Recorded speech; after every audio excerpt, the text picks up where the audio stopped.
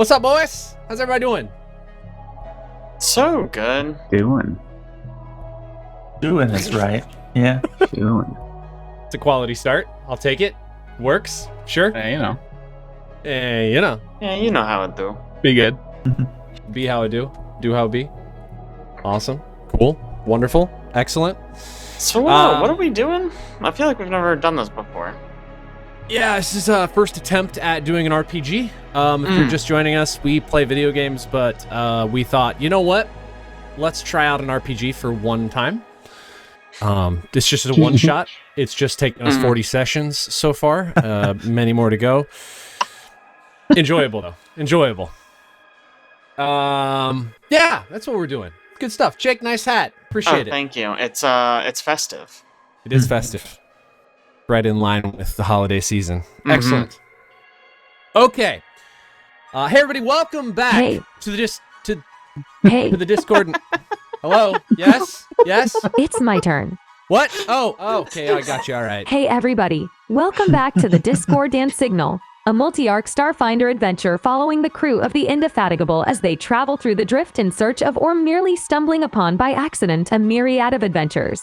Today is episode 39, The Vacation, Part 2. She's wrong. I'm Janet, the Keys to Elysium concierge with the sole responsibility of helping the characters, including Kohe played by Alex, Hello. Luna played by Abe, Twik played by Caleb, Oh, hey, that's me. and Lisk played by Jake. Hey, yo, what up? Last time on the Discord and Signal, Well, I don't know if she has last the time. crew of the Indefatigable, now on vacation, spend their first few days getting acquainted with the resort, learning about the incredible food and activities available to them. After an extensive and incredible dinner at Taste of Elysium, the crew heads off to their own activities, meeting with new friends and discovering interesting things about themselves. Kohe, the chef special, apologized for his outburst at dinner and tried out the gravity lift. Twik played Augmentation the game and went for a quick swim. Luna researched the owners of the resort. Lisk was attacked by a rogue Twik that disappeared after chasing him back to his room. Nobody slept well. Thank you, Janet. Really appreciate it. I love her. She's Yeah, my she's- favorite. She's very, very helpful. She's very nice, you know. Yes? So just a quick update. Obviously, all that happened. You guys are starting. We're on the start of the 4th day of your stay at New Elysium, this resort in the diaspora, where you guys have done all kinds of things, from multiple things we've already talked about. Play Augmentation the game. That was a fun time. Had lots of alcoholic drinks at various places. Had a really good dinner at Taste of Elysium, where Kohe had a very special water. It was just the most delicious distilled parlay water. Just whoop, hits the spot. You also were part of a opening night where there was like a gala. You guys had dinner. Multiple people talked. One of your favorite people talked, Philip Kalsner. You also have made your way around, met some new people, talked with people like the Buzzblades and Talk Crower Nagiz, the streamer. Also some other people you haven't interacted with, but they're out and about. Kohe's also formed kind of a interactive relationship with Stessa, talking to her potentially about the Aslanti Star Empire, which is going to be happening 2 days from now, I believe on the 6th day, or maybe 7th day? Don't know for sure. 6th day, I think it is. A quick interview. And last night, if you remember, which happened, I don't know, 4 weeks ago in our session log. Last night, as everybody slept, no one slept well. Just as a reminder of what happened, Luna had like a vivid dream of a hand reaching out, holding a microphone and a needle. Kohe was imagining spiraling off and just floating in deep space. Twik was thinking about his inability to achieve the things that he set out to achieve, and Lisk was feeling just not as hidden as usual, a bit more visible than normal. And all that culminated with Lisk ending up at the medical bay, being operated on by drones, and accepting something interesting, we'll say. I wouldn't worry about it. Is what I would do. If I were you guys, I would just not even worry about that. Not even worry about it. Nothing to worry about. I'm not worried. Oh, great. That's great news. All right. Other quick reminders. It looks like we are on. We're started day 4. Just as a reminder, 1 a.m. Not tonight, but tomorrow night is open mic night, where Kohe will be performing stand-up comedy. Yes. There is a 4 p.m. interview scheduled with Kohe 2 days from now. So on the 6th day, that is with Stessa. Yes. And then 7 p.m. the following night, the act Just Luna will be performing at the Larakian Cabaret. Excellent. Yes.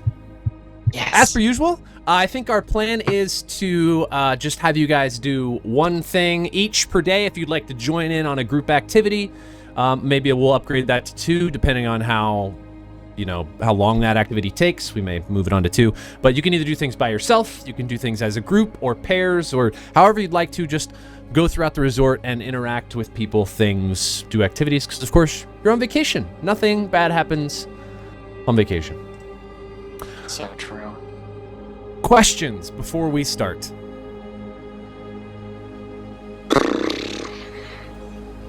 Nah. Nope. No questions. No. Okay. Well, you guys wake up on the 4th day. Importantly, I do want to point out, none of you feel well rested. In fact, you are all kind of still exhausted somehow. Your sleep it just didn't refresh you at all. Lisk, you wake up in a rather interesting state yourself. You how do I describe this? I think probably you get up, you feel just a little colder than usual. Maybe a little bit grumpy, brash, uninterested, and we'll just let you take it from there. Wherever you'd like to go. Any of you, wherever you'd like to go, we'll let you take it from there. Well, I think it's time to go get pampered. So, Twik's gonna go to Titan's Rest and just get all of it. Just get Grooming, some massages, mud packs. Okay. All right. Let me take you down to Titan's Rest. Anyone joining or just you? Okay, we'll go just you. Lisk ain't hanging out with Twik. Are you serious? Oh, why not? Nice try. You are outside of Titan's Rest. It is early morning. Feel free to go get pampered. Oh, yeah. Bop. Bop. Oh, I've got to fix her name. 1 second. You should be able to see... maybe not. Oh, yeah, there we go. So you recognize, obviously, the 2 people who are a part of Titan's Rest, Dr. Sidrani Loman and Risana Avran. You walk in the door. Hello? Risana walks over towards you, towards the front desk. Yes, how may I help you? Oh, I'm just looking for some, massages, maybe some mud packs, just a little R&R. Okay, oh, well, you've come to the right place. Yes, so massages, mud packs, would you like a hot stone massage, or... Oh, absolutely, yes. Just so you're aware, most of our massages are fulfilled by drones. This is not necessarily something that our medical staff are trained in precisely, especially on, species outside of a very specific list. No apologies. I mean, apologies, not no apologies. I can't speak right now. I'm just embarrassed. We don't know how to do massages on Yosoki. Apologies. I feel terrible, honestly. Oh, it's fine. I can handle a drone. Oh, okay, perfectly, perfect, yes. If you just take a seat down over here, there's one table available for you, and you feel free to lay down. Okay, thanks. Yes. You see her walks over to the desk, and she just kind of programs one of the drones. It flies over to you, and it has these, long metal arms, but at the end of the long metal arms, there's these, you know what, a timpani drumstick looks like? It's got that big, pad on the end. Yeah. That's what these arms have, and all of a sudden it's just brrrr, Just, I mean, one of the best back massages you've ever had. Hot stones. You get kind of like just the full treatments. Following your massage, they bring you over to another area, like kind of right next to there. For a mud facial, you also get kind of a scrub down, take you back, and you get back onto the bench again, and for another follow-up sort of like massage session. Excellent. What are you thinking about in this moment, at this time? Good question. Well, as Lisk's kind of doctor, he's a little worried about Lisk and what's going on with them. So he's probably thinking a little bit about that sometimes. And then the massage gets in deep, and he's just like, he just forgets everything. Wow. Just like that for Guy. Just for a bit, yeah, just for a while. As you're laying there, I think, okay, so you've been thinking about, like, you're a doctor, right? Like, what is going on with Lisk? How can you solve this problem? But at the same time, this massage is really just distracting you. I mean, it is basically exactly what you needed to relieve the stress you've had. You've been exhausted. Now you're laying here. You maybe even doze off for a little bit. And when you wake up, this massage table has like like the typical like hole where you're laying face down and you're staring at the floor. Except this one, particularly this row of massage tables, they have mirrors on the ground, so you can see what's basically where you're at, plus what's behind you, in case you need to interact with people who are nearby and you don't want to, roll your head over and talk to them. And I think when you open your eyes, maybe after falling asleep for a while, you open your eyes, and what you see in front of you is your mouth, but it's not closed, it's open. And inside of your mouth, you see a giant, monstrous-looking eyeball. It is blood red. There is just ooze dripping out of the sides of it, and it lands on the mirror in front of you. Just plop, plop. And you're staring at it, and you sort of come to just realization that there's clearly something giant in your mouth, and all of a sudden you realize that it's taking up not only the front of your mouth, but also your cheek pouches, and it's blocking all of your air passageways to breathe, and you start to feel like you can't breathe at all. And I'm going to need from you a mysticism check. We're so good at these. Are you sure that's what you need? Oh, I am absolutely positive. He's a doctor, not a wizard. It's warning me that it's trained only, and I'm not trained. It's okay. You can still make it. Okay. Can he? Yes. Can he though? Boom! 8. All right. Let me check something real quick here. Do I even need to check? 0. Probably not. 8 plus a 0. I mean, that's a real high roll. You're probably fine. Yeah, great. A lot of things are probably DC 8. Definitely. So I think as you're looking at this and you're imagining, all right, you're thinking, all right, there's just no way this is real. But at the same time, you can't breathe. You just physically are trying to like expand your lungs and pull air down into your throat, into your lungs, and it's just not working. And in fact, so much that you feel like you're starting to suffocate as you're laying on this table.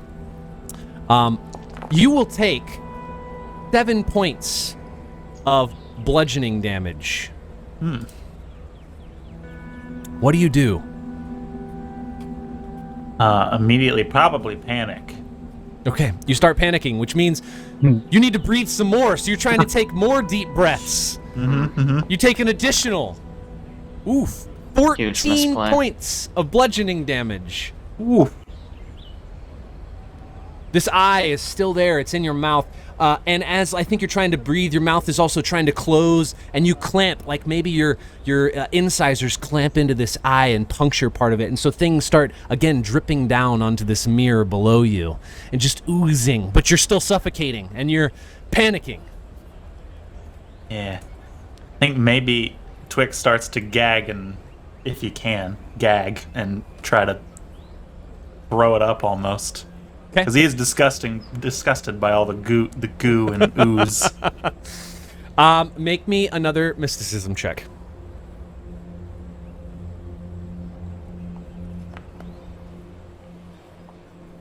A lot better. 18. 18. You're just gagging, and all of a sudden you're capable, like somehow you're able to open your jaw slightly enough that the eyeball rolls forward and falls out of your mouth, hitting the mirror and just exploding. And the goop goes everywhere. It hits you in the face, and as it does, you close your eyes and maybe you reach up and you wipe your eyes off. Because you can feel this goop all over your fur, and as you wipe your eyes off, you open your eyes and you're just on the table. The mirror is in front of you. It's completely clean. You feel fine. In fact, you didn't take any damage. Oh my God. You don't know what has happened.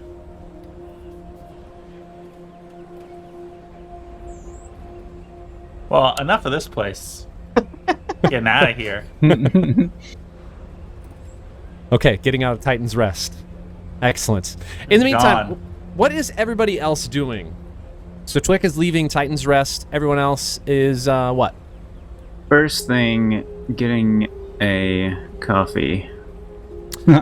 Getting a coffee. All right. Do you know where would be appropriate to get a coffee?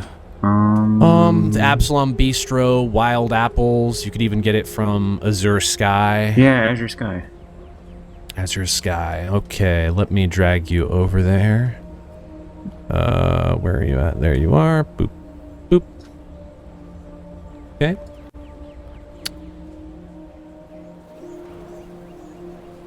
All right, you are outside of Azure Sky. I will groggily walk in. Okay. You walk in, the bar's pretty empty. The bartender is currently cleaning up some of the tables. He's this guy who's sort of standing right in front of you here. Really not a lot happening. There's just some light music playing in the background. It looks like as you walk in, there's a sign that indicates they're serving brunch this morning.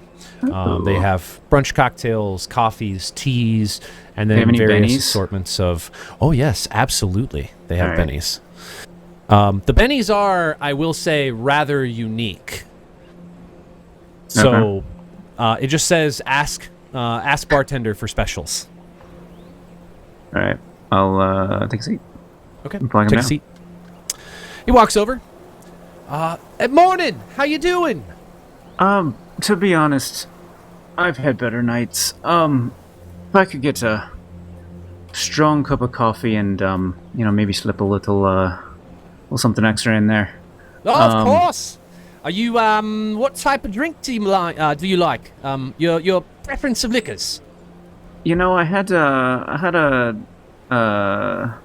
what had the other day? I had a Verthani Sclera the other day. It was real good. Do you have that? Yeah, we can put that in there for you. Yeah, give me a drop in there. And do you have any specials this Of morning? course. Presley? We're doing lots of bennies this morning, actually. Not sure if you're interested in one of those, but we've got plenty of options.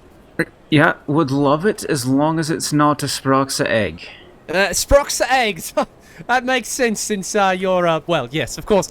Well, we got plenty of, do you want me to go over the list with you? Yes, please. Oh, sure. We got a fungi mash. It's delicious. Just absolutely delectable. Fungi, Benny. Woof. Just gobble it right down. Of course, we got some other rather not quite as good things, in my own opinion, as I am a vegetarian. But, of course, you could go with some Rage Peppered Meat Stick Bennies. We had some leftovers from Taste of Elysium. Nobody ordered them last night, so brought them over here. Gonna make some bennies. Pretty good. Of course, we also got some compost munchy bennies, which, well, depending on where you're from, can be quite a delicacy. Also, quite not, but it's up to you. Let's see what else we got. Oh, of course, marinated snail pup bennies. Also very delicious. You know, I also had that last night, and it was incredible. So I'm gonna go with that one. Okay, sure. Anything else I can bring you besides the spiked coffee and the marinated snail pup bennies? No, that'll be it for now. Thank you. Okay, you got it. He sort of runs back over behind the bar, and you can see him entering some orders. You get the sense that a lot of the dishes are not cooked in this space. They're probably cooked in a kitchen elsewhere and then brought over here through some sort of like transport hub. Sounded like a lot of leftovers, but that's all right. Yeah. So he does make a coffee, and you can see him behind the counter. He's making a coffee, and of course he does add a little bit of goodies to it right at the end. Maybe he gives it a little bit of a shake, puts it over some ice, and hands it to a drone, which carries it over on a tray and drops it off at your table. Anything specific you've been thinking about? Just, you didn't sleep well last night. Anything that's come to mind or that you're pondering on today while you're sitting here staring off into space? Probably. And I was thinking, and like with the spiked coffee, like I think some bad habits from the past are starting to rear their head a little bit. Okay. So I feel like Luna is sitting here kind of by herself, like mentally going through like the image of the needle in her mind, and like no, I'm not thinking about it, nothing about it. But also orders a spiked coffee, so like is torn. Right. Kind of mixed bag. Okay. I will note, you probably look at your comm unit, and you notice you still have not received a message from Drogar. And maybe that, I don't know, concerns you a little bit. I don't know how Luna would specifically respond to that, but there's definitely no indication of response. You didn't put anything like a return read receipt after you sent the message, so you don't even know if it was open. But I don't know if from Luna's past, if it would be, if you would have communicated with Drogar and he would have immediately responded, or if it's something that would have taken some time. But I think it's been a while since she's like actually reached out.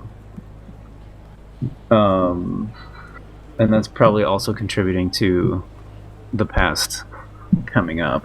Yeah. I think a lot of stuff coming to a head. Okay. So it's probably also feeding into some of the darker thoughts. Okay. You do see on your comment you've received a few things overnight, however. One of which was a response from Nyaj, Captain Nyaj, yes. with the stewards. And I don't remember if you know exactly what you had asked about, but I have written in my notes here you asked a little bit about D334-H and, of course, gave some rundowns on pirates. Yep. And how they definitely don't use pressure plates. Right. And maybe a few other things. It's just a written response. It basically says that she really appreciates the feedback on pirates, that this will definitely help further her knowledge of the pirates so that she can continue to be expert at more than just apostate. This will contribute to hopefully her, being an expert in additional fields as well. She also sends just kind of like what you would imagine is a steward's report of D334-H, which is the asteroid. And it indicates basically the same thing you've seen already.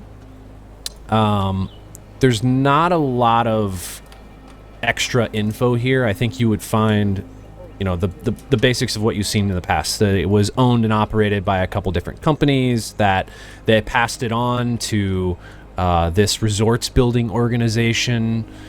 I'm trying to think of what else I told you specifically.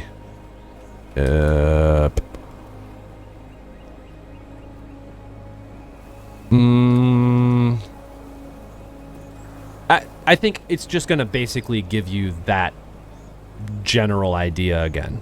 Not a lot of additional info. However, there is kind of tucked in there just some notes on Paradise Resorts itself. And I think you would see... Actually, maybe a culture check while you're reading through some of this. Culture check. That's what I do.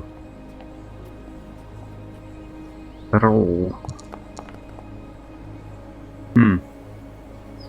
30. 30. No problem.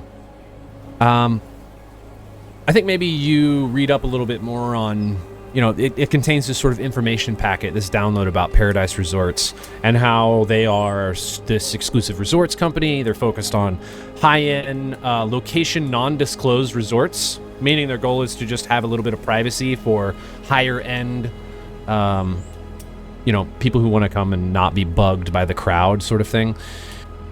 They do have an indicated location of their headquarters is based on Absalom Station in the Ring. You find information about the person who's in charge of operations at Paradise Resorts, which is Zakam147. He's an android. And I think probably you'd read in there that they report to a couple of different organizations, one of which was... Hold on, let me pull this back up. Make sure I tell you the right info.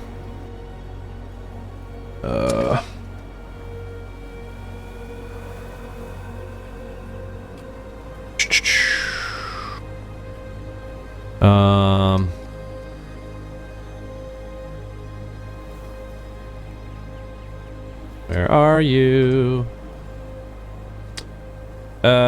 Yeah, I think you would just... that they're somehow, they're clearly involved with Eclipse Innovations as a part of this Keys to Elysium program, which you already know about. But you also see that they report to what looks like an ownership organization or an ownership company known as Centauria.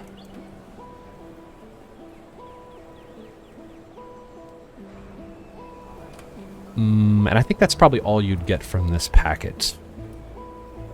You also receive another packet from your head officer who sort of communicated with you the entire time you were in the Atlantis Star Empire. And for some reason I'm blanking on her name. What is her name? It is... hold on.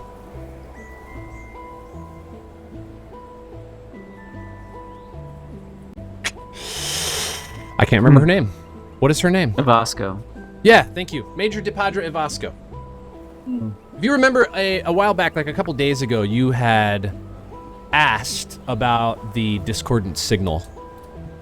And you had played an immaculate riff on the guitar that emulated almost exactly the sound of the discordant signal. And she took that and she said she was going to go meet with the signal analysis team to see if this has been something that had ever been reported. And the message is, I'd say rather, short. It basically just says, there are very few reports of anything like this. In fact, the only thing that we can find in logs after meeting with the signal analysis team is the indication of this being a signal that was received almost 60 years ago. The log is heavily redacted. It is signed off by a former stewards admin that is no longer with the stewards, and nobody knows specifically how to get in touch with them currently, so they are working on the process of finding out if there's additional info on this specific report from about 60 years ago. But that is about it. She said there's basically nothing from the signal analysis team, or nothing additional from the signal analysis team that matches what you would have played on the guitar. Do you want to send any responses to them, or are you just leaving it at that?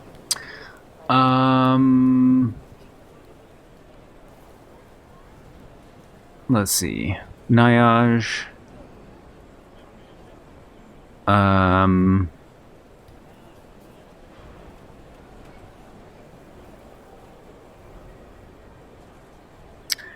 think there's a lot of... We've touched on the connection between Paradise Resorts and Eclipse Innovations several times. I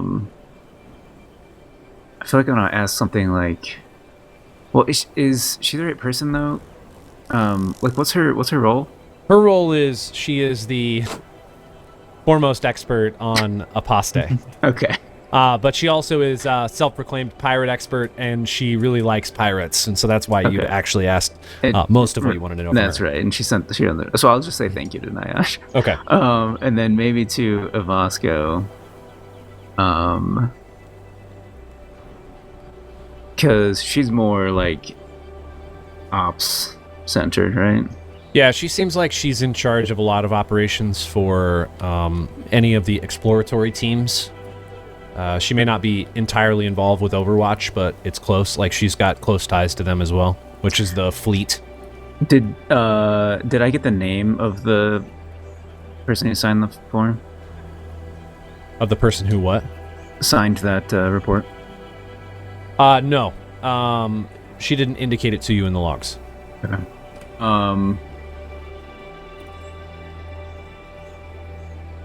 Alright, so I'll ask for if they can send the name over encrypted channel or something. And then I also want to ask if there is any suspected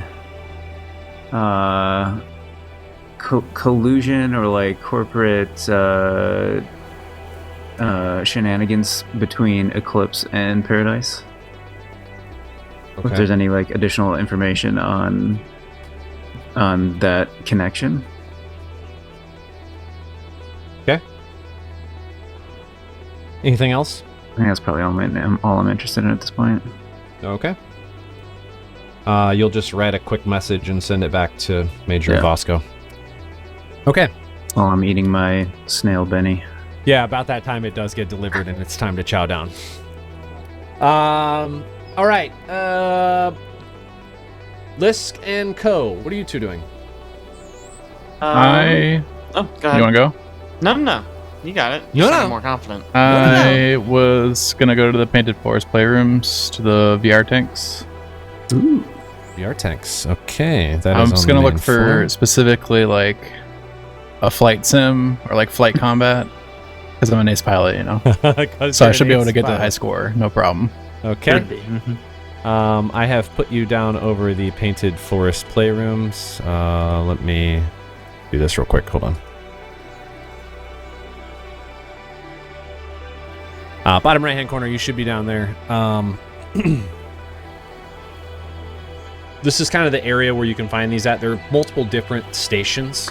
So there's a station here. There's a station here. There's some more over to this side. These headsets, the VR headsets, it look like they... Oh, how do I describe it? It looks like they... if you put on one of these headsets, it almost creates... Like, if you imagine the cone of silence, except this is a cone of obscurity. You know, you cannot see into what you're doing inside of the holovid chamber. It's very small. And when you're interacting in it, any movement is just... it's almost like you're in 0G, but you can still feel like your weight, like you're standing on the ground. So any movement you make, you stay and you remain in the same position. But you're able to interact with the holographic environment around you. Nice. You do find a couple different simulators. One which is called Dodging Asteroids. One which is called Packed Worlds Flight Simulator, version 3.1. You also find a couple dogfighting simulators as well. Let's do dogfighting. Oh, dogfight. Okay. All right. A notification pops up. So you put on the headset. You can imagine this cone sort of comes down around you, and immediately you are immersed in... It's almost like you're floating out in space, except you're inside this seat in a small dogfighting plane or ship. And you see this notification pop up that just says... that you need to sign off on the fact that some people who use holovid chambers in order to do dogfighting may experience things like dizziness, fatigue, disorientation, exhaustion, because it is a pretty intense VR experience. And so you would need to sign off on that in your Keys to Elysium app. Okay, I don't read it and I just sign it. Yes. Okay. Like every other terms of service. Absolutely. Okay. You make me a piloting check.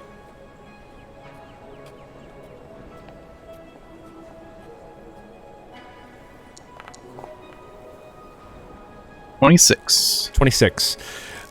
You speed through this dogfighting experience, absolutely dominating every ship you come across, and just destroying everything. When you get to the end, you see the score screen, and on the screen, it doesn't indicate you as the high scorer, even though you felt like that you just dominated. You've actually scored fourth. Fourth highest score. Yes. Like, how much higher are the next places? Not too much. Okay. I feel like maybe revisiting this, you could potentially score enough to get a higher score. Definitely. Okay. I would just play until I'm exhausted pretty much. Okay. Try to get the high score. All right. You play till you're exhausted. Roll me another piloting check. We'll see if you can get it this time. 31. 31. There you go. Woo, 31. With that check, you, again, just absolutely eviscerate every starship you come across. This time, maybe you make a few additional maneuvers that allow you to get weapons free a little faster than you did previously. Your flight speed is significantly faster. You perform some barrel rolls, some additional things to disorient other pilots. And just overall, you kind of just fly through it like it's nothing. You get to the final score screen, you look up, second highest score. Wow. Hate to see it. That's unacceptable. You look up on the screen, and as you're kind of staring at it, you look up at the number 1 score, and you recognize the name. It's Frizzo. Oh. He's not better than me. Also, why would he have been here? You don't know. That's the name you see. And maybe you're staring at it and you blink a couple times. It like his name is there, but it's also kind of like it looks strange. And then you kind of wipe your eyes a little bit and you look back up and you see a name, but it's not Frizzo, it's Frizen. With an E instead of an O. Weird. Mm-hmm.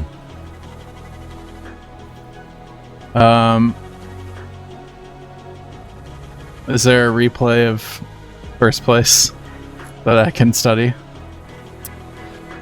Yeah, sure. It does allow you to do full replays. You will need to sit in the cockpit seat, and you will not have any control over flight, but you will be able to experience the flight path and, methods that were used by the first place actor. Okay, so I'll do that. Again, a notification pops up on the screen, and it just says that you need to sign off on this again because experiencing another fighter pilot's maneuvers. Wow, you didn't even let me get it out. Okay, fine. All right, fine. Okay. I didn't read it. Yes. I accept. Janet's very excited. Okay. You get in the seats, and immediately you are just yanked back into your chair as the ship accelerates much faster than you anticipated. And in fact, it feels like it's going faster than even you were able to fly it when you were flying previously. Impossible. You see the first couple ships that pop up that you fought, and instead of attacking them, this pilot just flies past them. And just keeps accelerating. And it's moving faster and faster and faster. And you continually are getting pulled back into your seat. It's putting weight on your chest. It's really starting to put pressure on your chest. And I'm going to need from you a quick computers check. Oh, so Your good at that one. specialty, yes. I mean, yes. Yeah. Yes. 14. You don't know what's going on, but you cannot seem to do anything with the holovid chamber. You are starting to what you imagine to be like almost losing consciousness. You're starting to see like black dots here and there, and the weight of still accelerating is just pushing down on your chest. About this time, you feel this device come up in the back of your neck, and it's supposed to simulate what it's like if you have to be injected with some sort of fast travel, almost medicine to make sure that your body is not crushed by the weight of accelerating faster and faster. Thank you, The Expanse. You're sitting there, you feel it come down your neck, and it's chilling you, and it's making you cold, and you start feeling that all over your skin. Goosebumps start to rise, but you can't really pay attention to that because you're still accelerating. It's like a weight is on your chest that you can't get off, and it's so heavy that it feels like it's starting to crush some of the bones in your chest. Whoops. And you will take... Oh no, the first one was right? One more dice. 27 points of bludgeoning damage. You can see the acceleration G-forces on your chest. It's on like this little monitor, and it just keeps going up and ticking and ticking and ticking up and ticking up. What do you do? Weight on your chest. I'll pull up the in-game menu to get out of this recording. Okay. You try to lift your arm, and you can't even get it up to the, projection hollow screen where you normally touch things. But you remember that you can use your eyes and blink in certain manners in order to pull up menus if you can't, for some reason, use your arms, if they get exhausted or something. So I need you to blink in a very specific format in order to pull up the menus. Got it. The menu comes up. That was good. You already did it. Nailed it. Menu pops up. However, the weight on your chest is still just tearing you up. And in fact, it's so much weight that your arm, which was sitting on the armrest, is now pulled to the side and pulled behind you. And you cannot pull it forward anymore. And while you're there, you're going to take an additional 9 points of bludgeoning damage as you're being crushed. The menu pops up. What do you do? I quit the main menu. Computers check. Crushing weight. You're trying to navigate using blinking. It's incredibly difficult. 11. You get to the sound controls, and you're able to turn the volume up to a piercingly loud sound. It starts to hurt your ears. You can't find the quit game. Your other arm just rips behind you. You take an additional 13 points of bludgeoning damage. About this time, you hear the sound of like someone pounding on a door, and you look around as much as you can, but your neck it's straining to even turn, and then you hear someone yelling at you, just Ko. I reply, what? Hello? You open your mouth to yell, but you basically have no oxygen in your lungs as the weight of accelerating is still crushing your chest. You take an additional 4 points of bludgeoning damage. Again, a knock. Oh, is everything okay? I blink SOS. Ooh. You need a Morse code check. You hear, if you're in there, I can't see you. This is a cone of obscurity, but it sounds like you were like breathing heavy, yelling.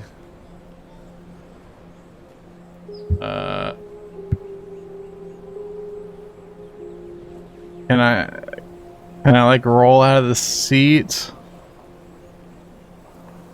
Roll out of the seat. You know what? Yeah, I'll let you do that. Make me an acrobatics check. Okay. That's worse.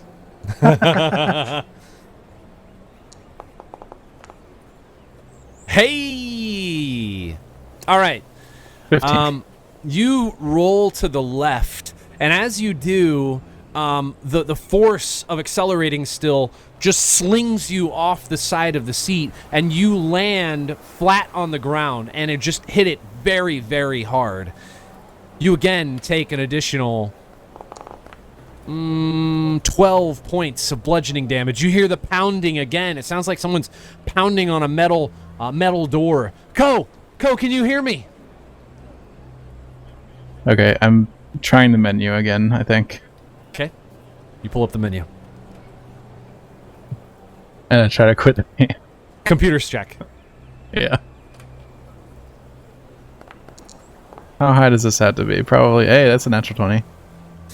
Nice. Natural 20. You are able Surely. to find the quit game button. You click the button, it closes down. You see all of a sudden everything sort of just starts disappearing one component at a time. You feel this weight lifted off of your chest. You pull the holovid lenses off of your eyes, and you are in fact laying on the ground. And as you look around, there are multiple people kind of standing around you. Of course, I don't have them all here yet, but, there's multiple people standing around you, watching you on the ground. And next to you, actually, the person who was banging on this, you don't know what, they're banging on something, but they were yelling. They just look at you and they say, Ko, is everything okay? I was in great distress. You were in a holovid chamber. How could you be in great distress? I think maybe somebody's tampered with this chamber. How would they tamper specifically with this chamber? Well, you see, I'm an ace pilot, so I was playing the dogfighting game, as I would be very Yes. good at that, and Of I should course, easily yes. take the high score. Yes. And yet, I didn't get the high score. I only got second No? place. Oh, What do you mean, did- no? I think that was Janet. I'm sorry. You didn't get the high, who had the high score? It was somebody named Frizzer? Frizz. Frizzer. No, Something. I Frizzer. So, I was like, surely they've done something to tamper with this. So I checked their gameplay, and suddenly I noticed they weren't even playing the game properly. It was just accelerating very quickly, and then it started hurting a lot. Yeah, incredible. Are you okay? No. Wait, I checked myself. Did you take any hit point damage? I'm assuming no. I did. Okay. You recover all your stamina, but you did injure yourself falling on the floor, and you will retain that hit point damage. Stessa I'm not says, quite as hurt as I thought I was, but it still seems to have done some damage to me. Yes, Maybe that was myself doing damage to me, though. I guess it could have been, maybe some refreshments, food and drink might help you recover. Are you asking me out? No. Unless we're gonna, no. We already have a meeting in a few days to talk about the Atlantic Star Empire. But no, this is definitely not a date. I just I heard yelling and heavy breathing, and I was just concerned. I was worried, really, more than anything else. So, again, I don't know much about technology. I'm just a travel blogger, but I just wanted to make sure you were okay. Well, you can put in your review that the dogfighting game was broken, Yes. and that Master Ace Pilot Kohe Simi couldn't even win Yes. Okay, because of how damaged it was. Okay. Yeah, do you have the name of this dogfighting game so that I can write it down here for my records? Dogfighting Simulator. Is that I don't know. The GM didn't name it like the other ones. DAWG Fighting Simulator? No. Why would anybody spell it like that? DAHG Fighting Simulator? No, but nobody would ever spell it like that. Why would you assume it would be spelled like that? Well, I've never heard of the word dog before. I didn't know what it was, so I was trying to spell it based on the way I was imagining it. Dog. No. I mean, like a dog. I hold up a picture of Sven. It's Sven's in universe. Like this, like a dog. Ah! What is that? Is it a creature from the vast? It's a dog. Wow. Please, can we discuss this more when we meet? Now, why people describe flying ships going after each other as a dogfight, I do not know. Dogs do not fly. They are four-legged creatures that stay on the ground. I just assumed they flew because, of course, you were in a flight simulator. So Yes, it that would make that sense. dogs would fly, but it doesn't have any wings or any specific propulsion, unless it's that tail. Does it, like, spin around really fast or something? No, it stays pretty stationary. Interesting. Please, can we talk more about this when we meet to discuss the Atlantic Star Empire? That would be quite wonderful. Indeed. Okay, yes. Maybe go find yourself some refreshments. Relax. It seems your pulse is high, and I would not want you injured. Can you read my pulse? No, I'm not a doctor. Why would you assume it's high? You're sweating everywhere. That's just how I am. Oh, you just sweat profusely all the time? Not necessarily all the time. Just most of the time. Is it like a Solarian thing? Like you're really just warm all the time, and so it's really hot, and so you're sweating? Let's go with that. Incredible! I learn many new things every time I travel. Wow!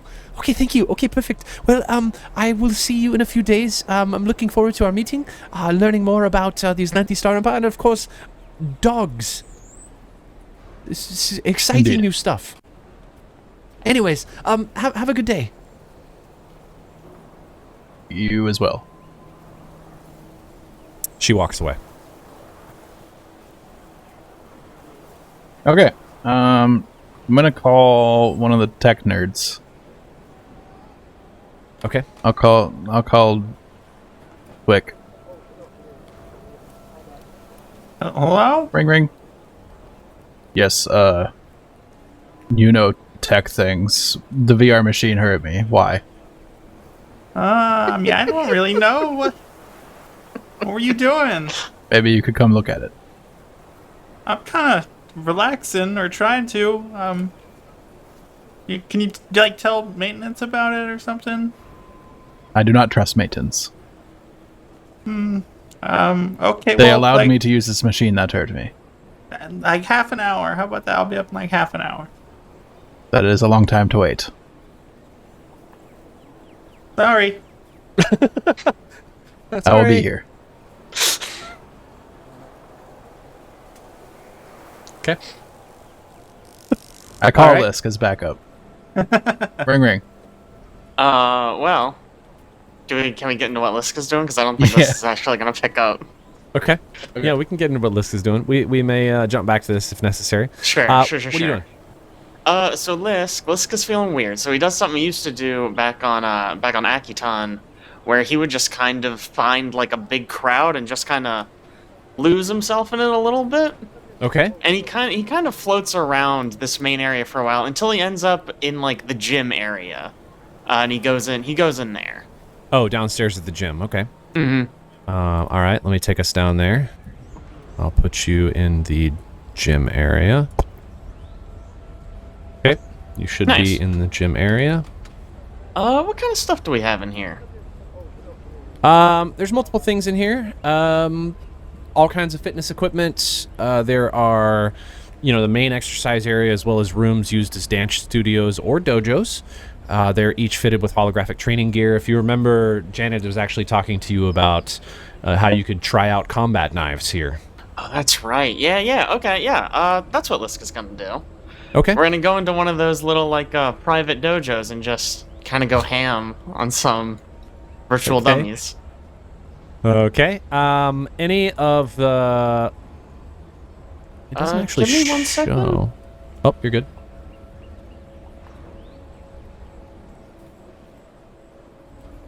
Hold on a second. I'll put us on. Be right back. If I can actually pull it up. Oh, wait. He's already back. Sorry, I'm here. That was fast. Okay. But yeah, what were you gonna say? Sorry. So you can actually utilize almost all of the gym right now. So if you walk Okay. out the door you're next to and then walk in, kind of take two rights, you'll see the actual Oh my gym space. God. Yeah. Two right. So this door. Yep. Oh my God. Whoops. So this entire gym space is currently usable. And you are able to get into any holographic program that you would like. Okay. Yeah. Lisk is just gonna try out a lot of knives. Just like a lot, like a weird number of knives, even Okay. for Lisk. Okay. So you probably over the course of the next, 2 hours or something, you just spend trying out each and every configuration of combat knife that you can think of. You change the hilts, you change the blade configuration, its sharpness, maybe it's sort of orientation, maybe it's a single edge or a double edge or quad edge knife. You try out everything you can possibly come up with in terms of knife configuration. What are you doing in these, I don't know, in this holographic chamber when you're trying out the knives? Are you just looking at them? Are you throwing them? Are there any like dummies or like a holographic opponent type thing? Yeah, you like can something put up to like whatever try you would them like. on. Yeah. Okay. Yeah. It's basically like an empty. Imagine it like an empty holographic chamber where like whatever you're imagining, you can kind of put in front of you. Okay. Okay, yeah. So I think initially, right, Lisk is getting like pretty standard like Aslanti soldiers, things we fought in the past. Okay. That Darth Vader motherfucker, right? And he's being very methodical with it, right? Like testing the balance of the knife, trying different moves that he's done before. But as he goes, it kind of becomes a little more just like aggressive. There's not so much finesse, and he's more just like slashing with all his might. Okay. And the targets tend more towards like maybe someone he just passed in the hallway, maybe just random people he remembers from Akiton, and he just keeps going and going and going. Okay. Like that. Okay. When maybe you stop using the program, maybe you take off you're about to take off the sort of HoloLenses that are on your face, and when you reach up your paws, you do hear a clink as you grab the HoloLens, and when you pull it off, you look and you realize you are actually holding one of your combat knives. Like it wasn't just that you were doing it in VR, but you're holding one in your hand, and as you start to recognize the space in the room, you see all of these slash marks and stab marks in some of the shelves and some of the carpeting. Maybe there's some spots in the ceiling. It looks like while you were in VR, you also were engaging in the real physical space, and you pulled out an actual combat knife and were just throwing things around. Wow. Just cutting things up, whatever you were close to. Yeah, the whole room's kind of just slashed to ribbons. Yeah. And you probably set the sort of holographic lenses to the side, and about that time, Janet pops up on the new Elysium app, and she says, If you've never been to Akiton before, no problem. On New Elysium, you can go wherever you want, all with the simple help of our holographic studios and the latest virtual reality technology. Visit the Winterlands and feel the numbing cold on your skin. Be a scavenger and venture into Daza, the half-irradiated city of fusion, to see what treasures lie beyond the radiation wall. Or infiltrate the headquarters of a giant corporation in the city of 1,000 lights and see what secrets lie in its safe, ready to be taken. Whatever you're looking for, New Elysium has it all. Ominous. Okay. Cool. Cool.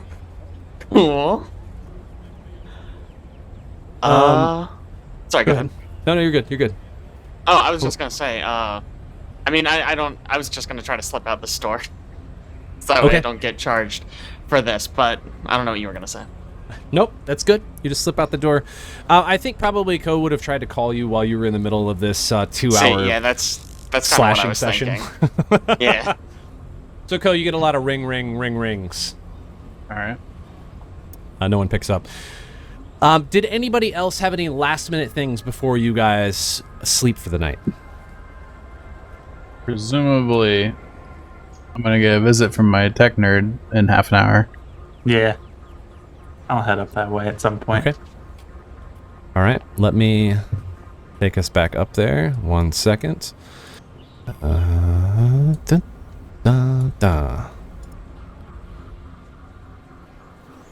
right. Back on the second floor. Twik has finally showed up after his relaxing session at Titan's Rest. Ko still exhausted, just kind of there. Okay. What do you need? This machine. when I played the first place position back in the headset, it I don't know, I don't want to say attacked me, but basically it damaged me to such an extent. Look at the, and I show him my damage. My damage. It's like some hit points of damage. And the ship was acting erratic, like somebody maybe hacked it. It wasn't playing by the rules of the game. You sure didn't just like fall on the ground? That's what it kind of looks like. But I can look at it if you need me to. Yeah, definitely didn't fall on the ground, and nobody saw that. Okay. I don't know. Don't check it out, I guess. Okay. I'll go. You put the headset on. You launch the same game. You pull up. What are you pulling up when you launch it? I'm pulling up just the interface and see if there's anything going on with it. Looks like it's been tampered with or anything. Yeah, the interface. You're looking at you've already launched the game that he was playing, and on the interface, there's just a couple options, which is play, review, high score leaders, and exit. It's pretty much it. Oh, okay. Well, review a high score leader. Let's do this. Okay. You click on the review high score leaders button. Up pops 10 names. The top, Frizen, followed by a list of 9 other names you have never seen. Oh no. You played the top one, you said? Yes, because I couldn't get the first place. I got second place, but didn't quite make first place there. The second You're place Which I name thought was says- weird because I am a haste pilot. Second place name says Marquardt 17. Are you sure you played this one? Because you're not second. What do you mean? Did somebody beat me from a different console? I mean, you're not in the top 10. Am I third now? How? I don't know. Are you sure you played this game? Sure it's not a different one? Yes. Computers check, Caleb. From Twik. Ho, ho, ho. Natural 20 for 35. 35. Just kind of looking like you're maybe navigating through a couple additional things, and everything to you seems like it's running appropriately. You even pull up like the debugger. Nothing looks out of the ordinary. Everything looks like it's operating, functioning normally. You don't really see anything that could have been an issue. You also, as you're looking at these scores, you see an indicator where you can kind of toggle on some additional statistics, and a lot of the scores you see are from like a while ago. It's not like a recent score. This is like, maybe months or years ago on several of these high scores. Well, I think you must have played a different game and not realized you clicked the wrong one, because you're not even on the top 10. All these scores are old. Everything looks fine. Do not play games with me. I'm not playing games. You were the one playing games. I just I trying don't to know. help. So you admit I was playing games. That's what you said. I just assumed you weren't lying to me. As well, I'm unsure what has happened, but it would seem there is more glitches than I thought there were. Everything looks fine to me. Okay. All right. You can't find anything wrong with the console. Kohe is pretty convinced that he played a game, and he got at least 2 of the 10 highest scores in the game. However, you do not see Kohe's name unless he entered a different name. You don't see it anywhere on the high score list. Kohe, you don't know what to make of that, but you clearly remember playing this game and scoring incredibly well, but you couldn't beat Frizzo/Frizen. Sounds good. All right, we're going to fast forward. Maybe you guys spend the rest of your day just kind of like, pondering, kind of wandering around, not doing much. You head to bed for the night. Everybody's still exhausted, so you go to bed pretty early.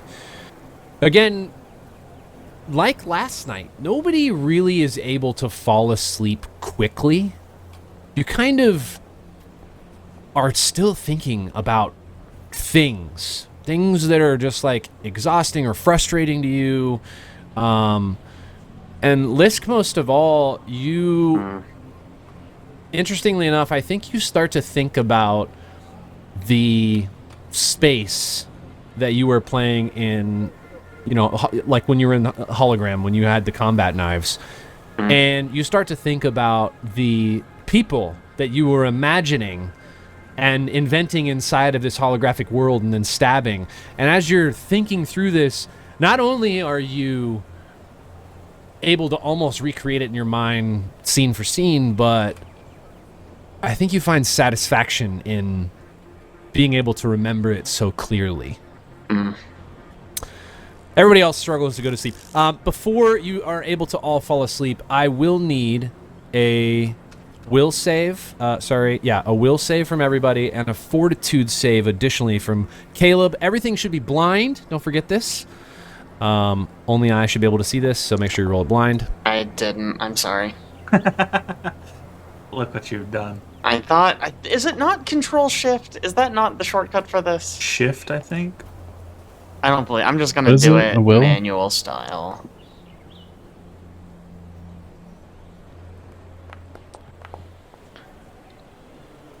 Oh, I don't know if the controls are the same for... What type of save was Starfinder. it? Yeah, Maybe. it seems to not be. You're doing That's a okay. will It's my save, fault. Will save. Alex. I may not have... Do you have like a module in it or something for doing blind rolls? Mm-mm. Okay. I don't know. I don't know what's up with that. Doesn't matter. Okay.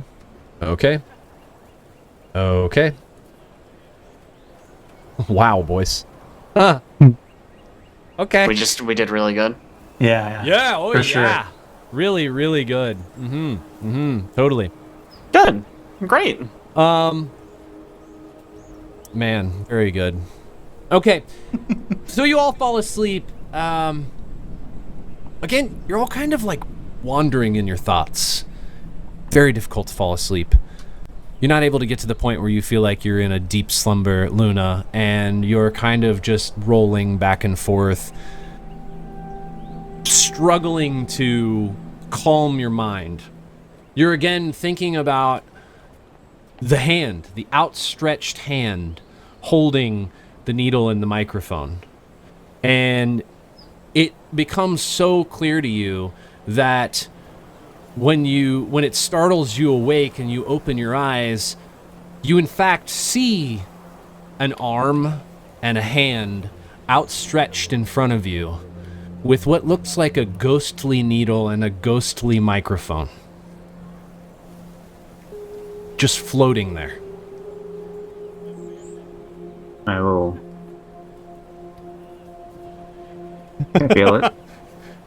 Just like blow the ghostly smoke around and see Can if I you can feel get rid of it.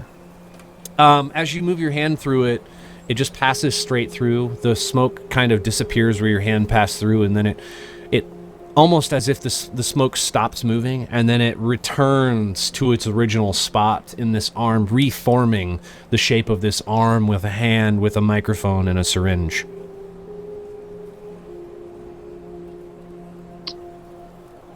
Remize. You rub your eyes. Obviously Opening them, hallucination. you see the same thing when you open your eyes, still floating in front of you, and you start to feel this pull, this want, or this desire to reach out. Not like you did to blow the smoke away, but to reach out and maybe embrace whatever this thing is. It's really pulling at you. Make me an additional fortitude save. Fortitude. Public? You can make this one public. Alright. Okay. I'll give you the option because you failed the first one, but you succeeded at this one. This arm in your mind is as real as if it were actually someone's arm floating in the air, except this one is made purely out of like some sort of like ghostly smoke, and what you're feeling is a pull to interact with it. You have two options. You can close your eyes, go back to sleep, will the arm away, or you can choose internally to embrace whatever it is that you feel like this arm is offering and reach out to it to, I don't know, literally interact with it and embrace with it.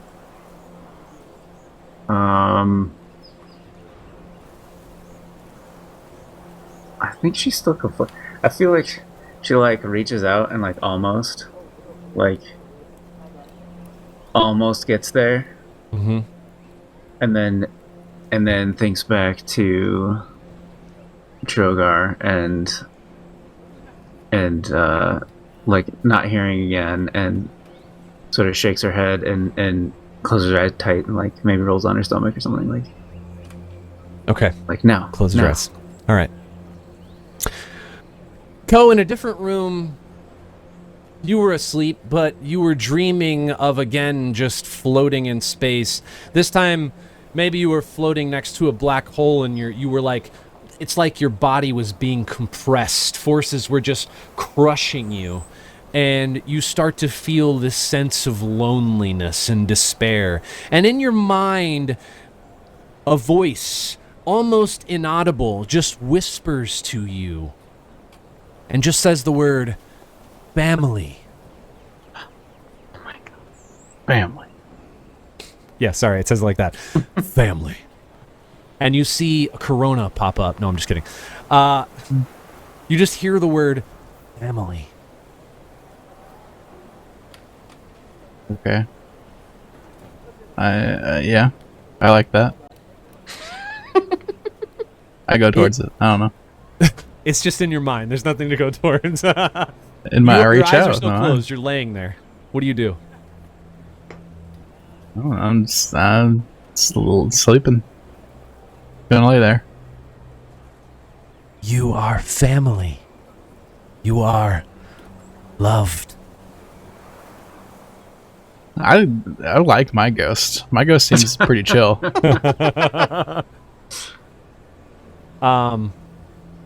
Let me remind you something about your character that I have tried to pull out multiple times. You are telepathic, which you probably could have used when you were in that cone of obscurity. I don't know how to talk to the person who's banging on the wall, or, you know, just talk to anything that you could use telepathy to talk to. Anyway, you keep hearing, family, join us Oh, in this great big family.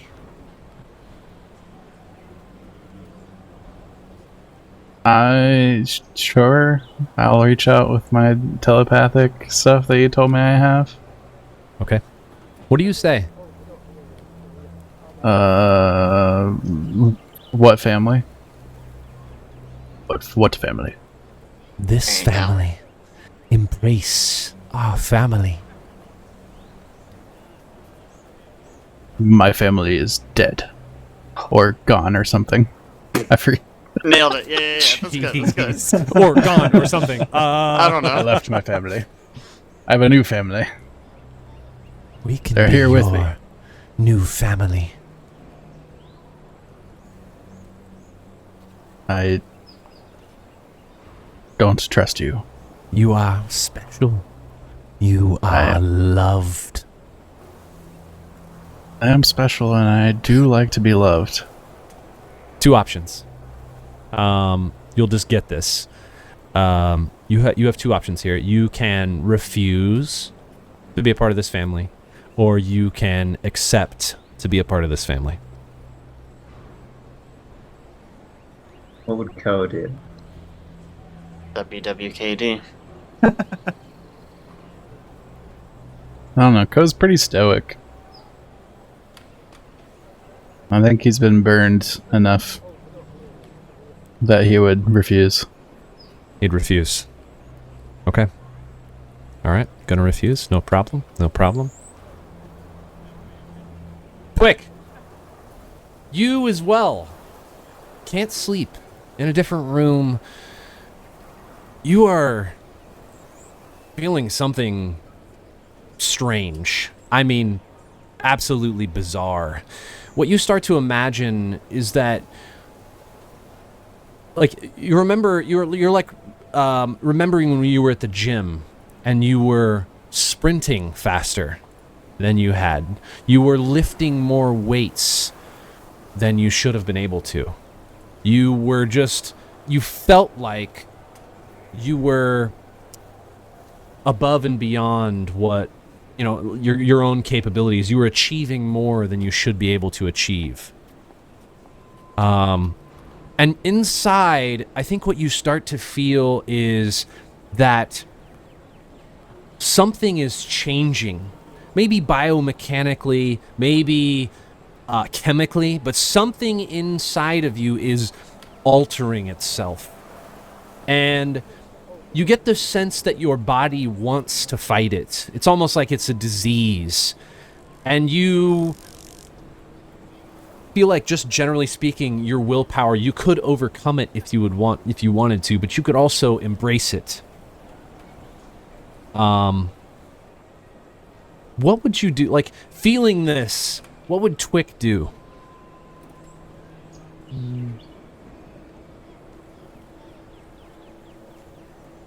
His gut reaction would be to reject it. Lately, he's been, experimenting with things, so he might be more on the embracing side right now. I think he would embrace it. You think he would embrace it? Oh. Bold. Okay. Bold. All right. Let me make sure I got this right. Luna, you rolled over, didn't embrace the hand. Ko, you chose not to be a part of the family and resisted. And Twik, you like the idea of maybe taking the next step with whatever is going on with your body, and so you're choosing to move forward with it. Is that correct from all three of you? Yep. Okay. Yep. This is the part where I'm going to reveal to all of you that the same thing that happened to Jake is going to happen to each of you in a different way. Welcome to the club, everyone. Yay, it's fun. I will tell you, before we kind of get any further into this, no one knows what's going on with anyone else. No one knows this has been happening to anyone else. You kind of are all embracing this on your own. You've clearly been dealing with some things and trying to figure out what's going on, but in general, you are just kind of dealing with this solo. And so when you're interacting with whatever it is, especially in this case, whatever you're receiving from this embrace, or whatever you're receiving if you chose not to embrace it, is specifically to you. So it's like something that no one else does. You can choose to share this or not, but it is shared to you or provided to you essentially without anyone knowing, in secret. And so this is kind of yours to do whatever you want with. The interesting fact of this, or part of this, is now we get to kind of describe what these are. You are each somehow becoming corrupted by something. You don't know what, how, why, but something internally is changing. For those of you who failed the will save, something is changing internally with your will to maybe move forward with happiness, and instead you're starting to embrace a little bit more your dark side. For those of you who failed a fortitude save, which I guess is just Caleb, because he's the only one who rolled it, this is you embracing your physical capabilities beyond what maybe you as a doctor would imagine you should be able to do. And so you're kind of just willing that next step in science without really understanding the underlying, potential outcome of what that willingness is going to provide you. So, as a part of this corruption, you're going to be gaining what is called a manifestation. As you become corrupt, that corruption begins to manifest itself in different ways. For Lisk, it's manifesting itself already. For the three of you, it will manifest itself in different ways. Luna and Ko will not have a choice as to how it's going to manifest. Twik will have a choice as to how it's going to manifest. So, I'm going to... Let's go. That's right. I'm going to, I think, message each of you the name and description of this manifestation. Jake, did I give you the name of it, or did I just tell you what was going on? Pretty sure you gave me the name. Should I say it if I find it?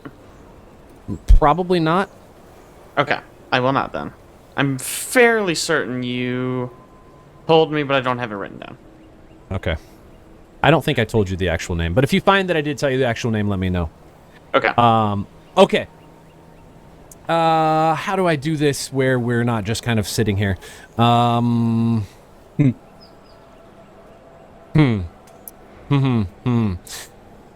Okay, I'm gonna just We Luna, could I'm gonna just send. Go ahead. move to a different room, everyone except for one person. I mean, that's not great, but Oh, I guess, and then like literally, nobody would we really can hear. just hang out, and then you. Oh, I could describe it. That's a good way Concierge. to do it. Yeah. What were you Yes. gonna do? I was just gonna message it to people. We're right here. I know, but message to them specifically. Each person send a direct message and be talking while I was doing it. But I Literally, like this we'll just idea leave better. the room. Yeah. Yeah, I like this idea a lot better. All right, so Luna, we're gonna start with Luna. Everybody else can just jump to a different channel here real quick while we talk with Luna. I'll pull you back in when we're done. Right. Oh yes. All right, Luna. I think as you choose to not embrace this arm, what immediately happens as you're sort of waking up, maybe you walk up to the mirror and the first thing that you see are that your eyes no longer have pupils. In fact, they've gone from looking like a normal eyeball to being a dull gray, almost like milky gray, and you can see the swirlingness, or like the swirling of that substance in your eye, but there is no pupil. And even as you look around, maybe you like pull your eyelids back, you can't really see what's going on, but something is happening with your eyes. What this means in game mechanically is you gain a gift. The gift is you gain low light vision and dark vision within a range of 60 feet. I think, did you have both of those already? I have dark vision 60. Yeah. Okay. So that will increase 30 feet. Okay. And I'll message you this directly. In addition, if you are aware of a creature's location and that creature is hidden only due to dim light, darkness, or invisibility, you are considered to be observing that creature until it moves out of line of sight or successfully hides from you again. Meaning you can always see things, even if they're hiding within line of sight of you, even if they're hiding in dim light, darkness, or invisibility, you are observing them until they move out of that line of sight, or successfully roll to hide from you again. Do you follow? Mm-hmm. Okay. Importantly, with each of these gifts also comes a stain. And the stain for Luna is that you gain light blindness. Whenever you are first exposed to bright light, you are blinded for 1 round. And you are dazzled for as long as you remain in an area of bright light. What's dazzled? Hold on, I'll pull it up. Dazzled is...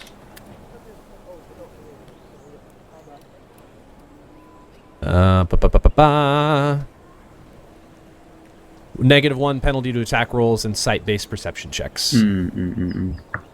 So I'll send you this entire thing here in Mumble. You can have it. Send message. Okay. All right. I'm gonna. Where those other boys go? Okay, I'm gonna pull Alex up here and then put you down in Hunkadump Chamber. Oh boy. Oh. Hello. Hey, Alex. Ko, I think probably when Ko wakes up, maybe you've been thinking about family ever since you had that weird interaction, and it's kind of straining you internally, and you have started to realize that you are becoming hollow inside, that you are rejecting all families, all affection, anything that has to do with interacting with people where you trust and believe in them. You are leaving that behind for something else. And maybe that's leaving it behind for just emptiness, but you feel entirely hollow inside. How this manifests in game: you gain a gift.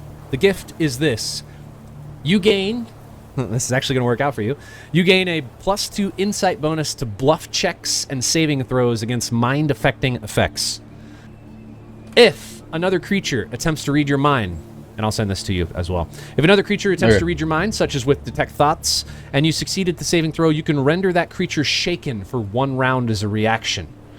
You can do the same to a creature that fails a bluff, diplomacy, or an intimidate check against you by directing your lifeless gaze at it. This is, in fact, a mind-affecting fear effect. This sort of redirection. And a creature affected by your deadened emotions becomes immune to it for 24 hours. All right.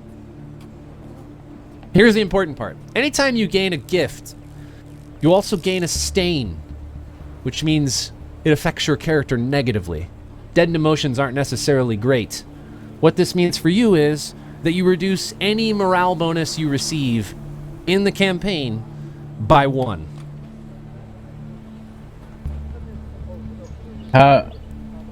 Bonuses so are specific. What does that mean?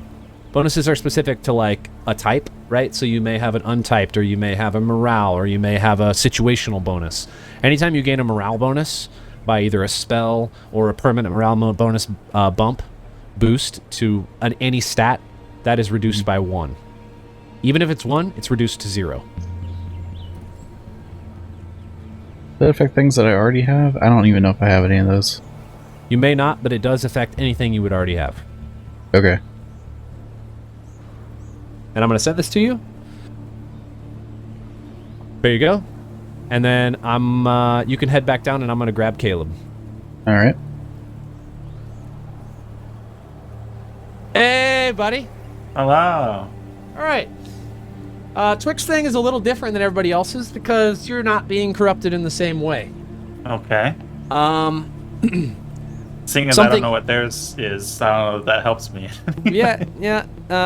You just know that for you specifically, you feel like something is going on that is changing you internally, maybe biomechanically or, again, chemically. Something's going on internally that's adjusting your biomechanics, adjusting your your rhythms and your mobility, your strength, your agility, right. Just kind of changing things internally for you. But because you embraced it, you will have the option to pick one of a few choices. Okay. I'm going to give you the names of 3 of them. Okay. You will get to pick one out of that 3. Got it. Or do I want to do...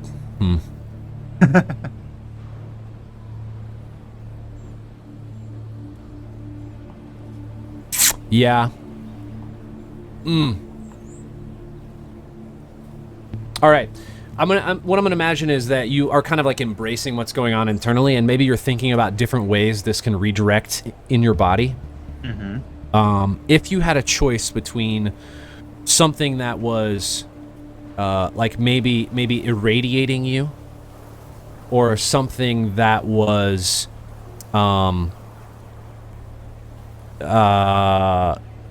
regenerating you, and the irradiation is not bad. It's adding to your capabilities. So irradiating you, regenerating you, or heightening you. What would you pick? Regenerating. For sure. Regenerating. Okay. Not what you wanted to hear? No, you're good. You're good. No, this is fine. Okay.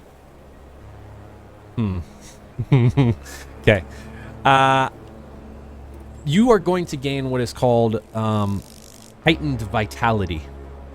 Okay. What happens is I think your body begins producing new chemicals that are being sent into your bloodstream. And these chemicals are rapidly reducing your frailty and increasing your ability to stand your ground.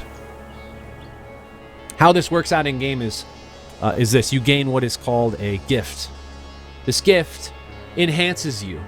And for you specifically, your constitution score is increased by 2. Oh. Okay. Should I go ahead and update Yes, that? you can permanently change that. However, with each gift comes what is called a stain. Because you are tissue and muscle and bone, you can only redirect so much energy to one aspect of your biomechanical composition, and because you're, redirecting some of that energy towards your constitution, you run into the problem of diminishing something elsewhere. Specifically, for you, the gains to your vitality are felt because your intelligence and wisdom scores are both reduced by 1.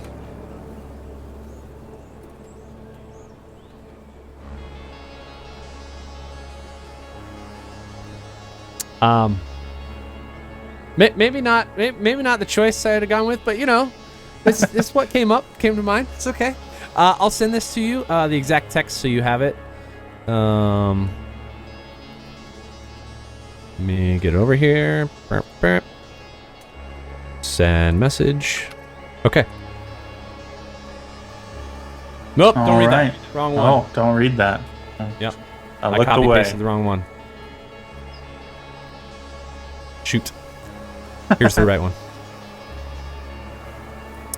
Just read the second one. I can't delete that first message, so you're gonna have to read I'll the try second my one. best to avoid it. I'll close and reopen Mumble after this. All right. There you go. Okay. I'm gonna pull everybody back in here. Got it.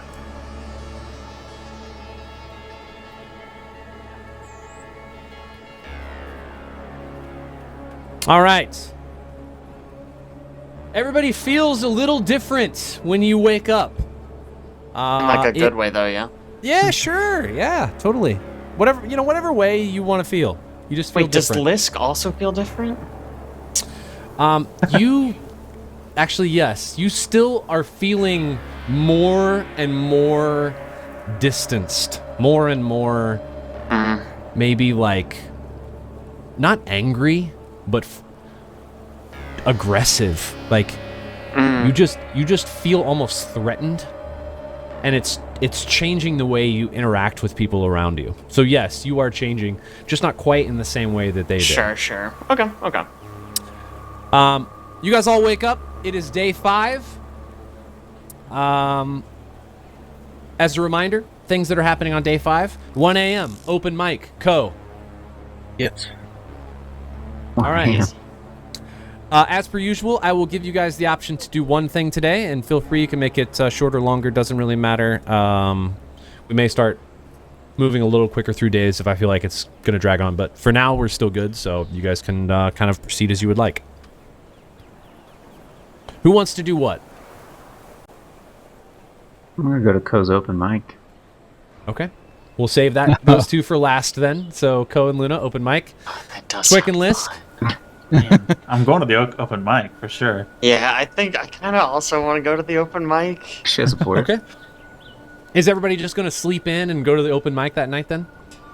Can It's not until I- 1. Yeah. Yeah, but it's pretty late, right? Like, yeah, sleep in. But I guess the other thing that I was thinking is like, just kind of like poking around, the facility, kind of like in like around the fringes. Okay. Like looking at the walls, trying doors, stuff like that. Okay. Where? What floor would you like to be on to do I haven't this? been on the first floor that much. Maybe down there. Okay. Let me take you and put you down on the first floor. I'll delete everybody else who's still down here.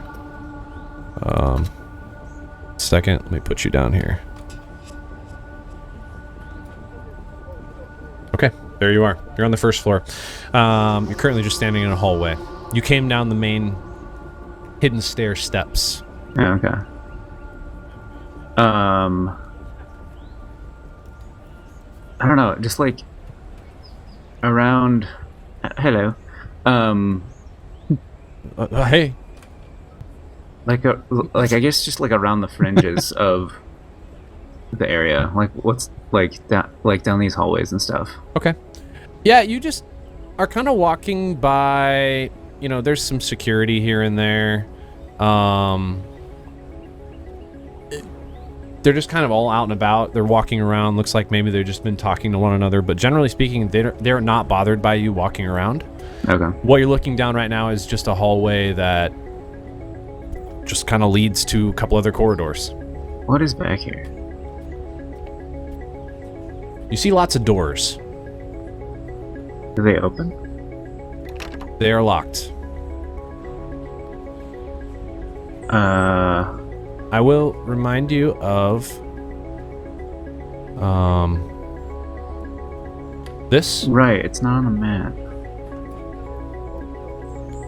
Oh, let me move this back over to players.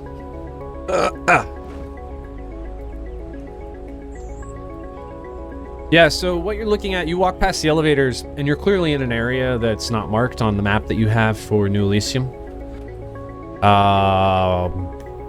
But no one's bothered by you kind of wandering around. It's just that every door you get to, you kind of see the doors look a little different. They have kind of this almost greenish hue, tealish hue over the top of the door. It looks like it's maybe like some sort of security door, but you just cannot interact with them in any way. When you walk up, huh? There like signs or anything? No signs on anything. And when you walk up, it almost seems like make me a computers check.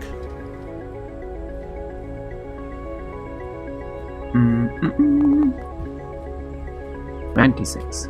26. Yeah, when you walk up to these doors, you do see they're kind of like, it almost seems like they're scanning you.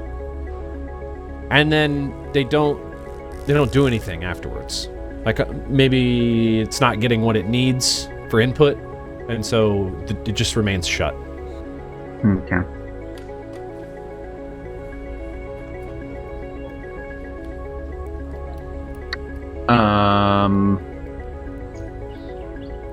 Alright.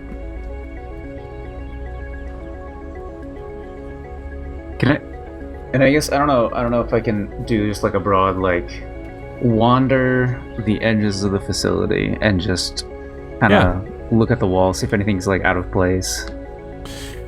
Yeah, we'll say you just kind of like take each floor one at a time, right? So you kind of walk around the perimeter. You really don't see anything. Like you look out the windows, you're kind of staring out at the asteroid. It just looks like a blank, canvas. There's nothing out there. It's just rock. Don't really see anything. The walls seem rather fine, especially down here on the first floor. You loop around. You kind of walk through all of the facility. You see both the pools, and then you walk back up the second hidden staircase. You head to the second floor. You kind of do the same thing. You walk around the perimeter. You're kind of seeing, again, the same thing. On the second floor, you can see... actually, let me take us there so you can see that one. On the second floor, and I'll just put you back towards the back. On the second floor, what you realize is that the windows are open almost 360 degrees around the second floor. On the first floor, they were just open in the front. And you could see how New Elysium was kind of carved into the side of this larger section of this asteroid. And so as you're walking around on the second floor, you're just seeing out into the asteroid. There's nothing of particular interest. It just kind of looks bland. The walls seem fine. Nothing is out of the ordinary. You make your way up. You kind of pass all of these meeting rooms. You pass the wandering market and contemplation and the green fields. You walk along the loop up towards the top. You see, again, people are biking, walking, pretty much normal. Nothing seems out of the ordinary. Just kind of, it's what you would imagine an asteroid and what you would imagine the construction of a facility that would hold in some sort of atmosphere in order to allow people to interact with each other and not run into a problem of, being vacuumed out into space or something. Okay. Everything seems, sound. Again, you get up to the third floor. Maybe you walk around up here too. I'll kind of put you out in the hallway.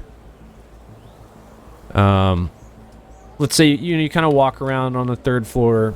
You see, as you walk towards the front, You can kind of see, again, the same thing. There's, and I'll just kind of drag you up here. There's like more openings out into the asteroid's surface. People are just kind of sitting around contemplating. Nothing really is, of major interest is going on. You walk past what appears to be like the presidential suite, which is here towards the very front. It looks like a much larger suite, and you can actually see that on the map how big it is detailed to be. It's like a large square compared to the space you're actually staying in. You get the sense that there's glass on the front of their suite that they can see, way out over the asteroid, probably have beautiful views. You kind of continue to walk around, again, this upstairs space. And I think when you get to about... I'm going to move you real quick. When you get to about... let's say you move down, you're just looking, you move over, and you move down again. You get to about here, and what you've noticed as you've been walking throughout the facility is that there are a bunch of airlocks all around the third story space. Just kind of like positioned in spots that would be easy access for people in case there was something dangerous so they needed to put on EVA suits and get out of the building if they couldn't use the elevators or something. And I want you to make me maybe a perception check. Oh, goody.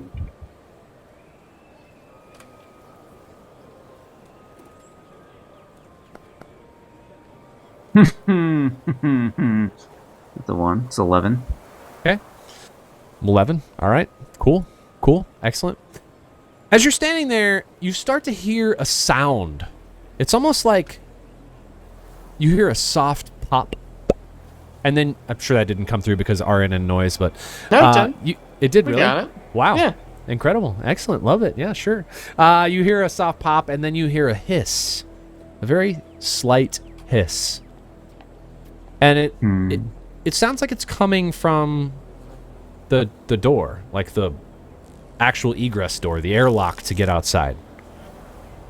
And it interests you because you again have been investigating the walls of this facility. You want to know, like, is there anything out of the ordinary? This is out of the ordinary. With that perception check, you don't know exactly where this is coming from, so you want to step closer. It's almost like you feel like you need to get closer to this sound. So you take a step closer to the airlock. And as you get a little closer, you see there's like a window in the airlock door. And maybe you walk up and you're looking through the window, and what you see in front of you is that the outer door is just open. Like the outer airlock door is not closed. It's just wide open. You can see straight out onto the asteroid. And as you get closer to this door, this hissing sound, you start to pinpoint it, and you look at the glass on this front airlock door, and you can see a teeny tiny fissure, like a really small crack, the top right-hand corner of the glass. And as you're looking at it, you're just kind of like maybe a small feather comes off of one of your arms and is floating in midair. And you see it just slowly gets pulled toward this fissure and then sticks against the wall, against the window. And you can see it's just kind of fluttering there as clearly air is being pulled out of this space.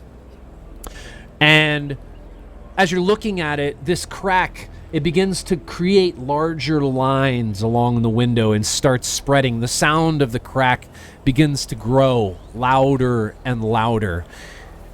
And I'm going to need an acrobatics check from you as all of a sudden the window implodes and air begins getting sucked right out the door, out the airlock. That's a 9. Your acrobatics check was 9. Oh, man. That's something. This breach... This small breach that was just a fissure is all of a sudden the entire window is gone, and it has dragged you 10 feet closer to this door. Ok. I am going to need another acrobatics check. Come on, baby. Nah, it's only one higher. It's a 10. As this air is being sucked out the window, it slams you up against the airlock door. You take 13 points of bludgeoning damage. My bird bones.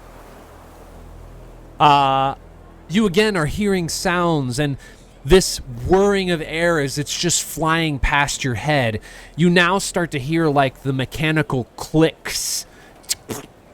You know, like the door is slowly, almost like bending in on itself at the weight of all of that pressure trying to pull the air out. And now you've impacted the door, and it's clearly something's going on inside. I need you to make me another acrobatics check. Well, this has got to be good, right? Oh, there we go. 27. 27. You are able to climb, drag yourself 5 feet away from the door. The air is still pulling, but it's not pulling as hard right now. And so you're kind of like dragging yourself along the floor, and maybe you reach the edge of the sort of outcropping in the hallway, and you pull yourself around, and you're dragging yourself on the ground, and you get to about here. You pull yourself around the edge of the door so you can't see back down the airlock, and maybe you're standing or you're laying there on the ground, and you just close your eyes for a second, you take a deep breath, and when you open your eyes again, you don't hear any sounds. You hear some people walking nearby. You hear the casual chatter of a conversation right down the hallway. You hear the flicker of one of the LED lamps just kind of like buzzing next to you. No, it's not an LED, it's a fluorescent light. They've been working on changing them all. Yeah. Something's just very wrong with it. Something's buzzing near that fluorescent lamp. But you don't hear the sound of this whirring air. It's this like air that's whizzing by you, just blowing. What do you do? Look around the corner. As you look around the corner, you see the airlock door you saw before. You see the window in the airlock door, clearly fine. And as you look a little closer, you can kind of see through the window. And on the other side of the window is the other airlock door, clearly closed, sealed. You see the green light inside the room that indicates that it's currently pressurized, so that if you wanted to walk in to go through the airlock, you could. Everything seems normal. Nothing seems out of place. And in fact, as you're kind of checking yourself, you realize nothing actually happened to you. You didn't take any stamina damage.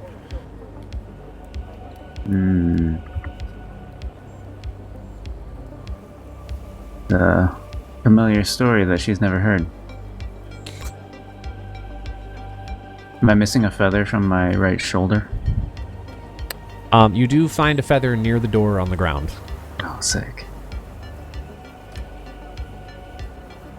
Yeah, but you don't know. Door seems fine.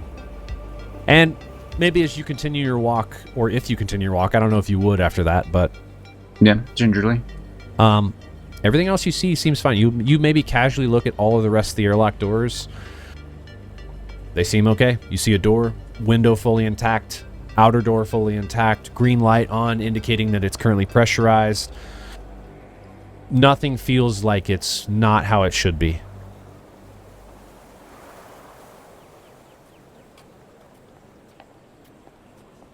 Is anybody else doing anything today before stand-up comedy? Go ahead. No. Twix decided that relaxation has clearly not helped him actually relax. So I think he's going to actually spend the day in a more familiar area, head out to the ship, and do some tests on his augment, make sure it's all still integrating well. Okay, perfect. You head out to the ship. You get into your, sort of science and engineering area, and I think you're able to kind of just start looking at your augment. Make me a medicine check. Ready?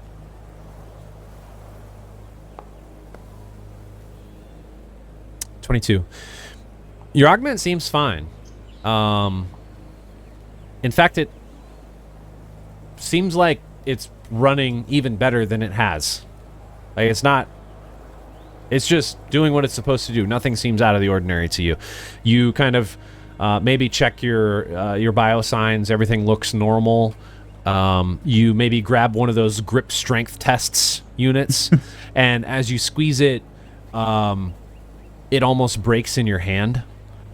But then as you look a little bit closer, you realize that one of the springs was like improperly loaded in the side of the grip, and so it just kind of actually broke. You go to squeeze it again, it's hard to squeeze. But still, while you're squeezing it, it feels like you're able to squeeze it a little bit more than you're used to. Strange. Very strange. One of the things that you do find interesting while you're checking your biosigns is it almost feels like some of the stats you're looking at are a bit elevated. They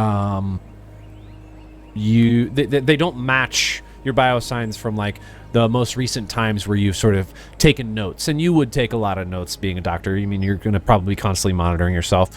So Kip's got to scan all of us every day, so it's perfect.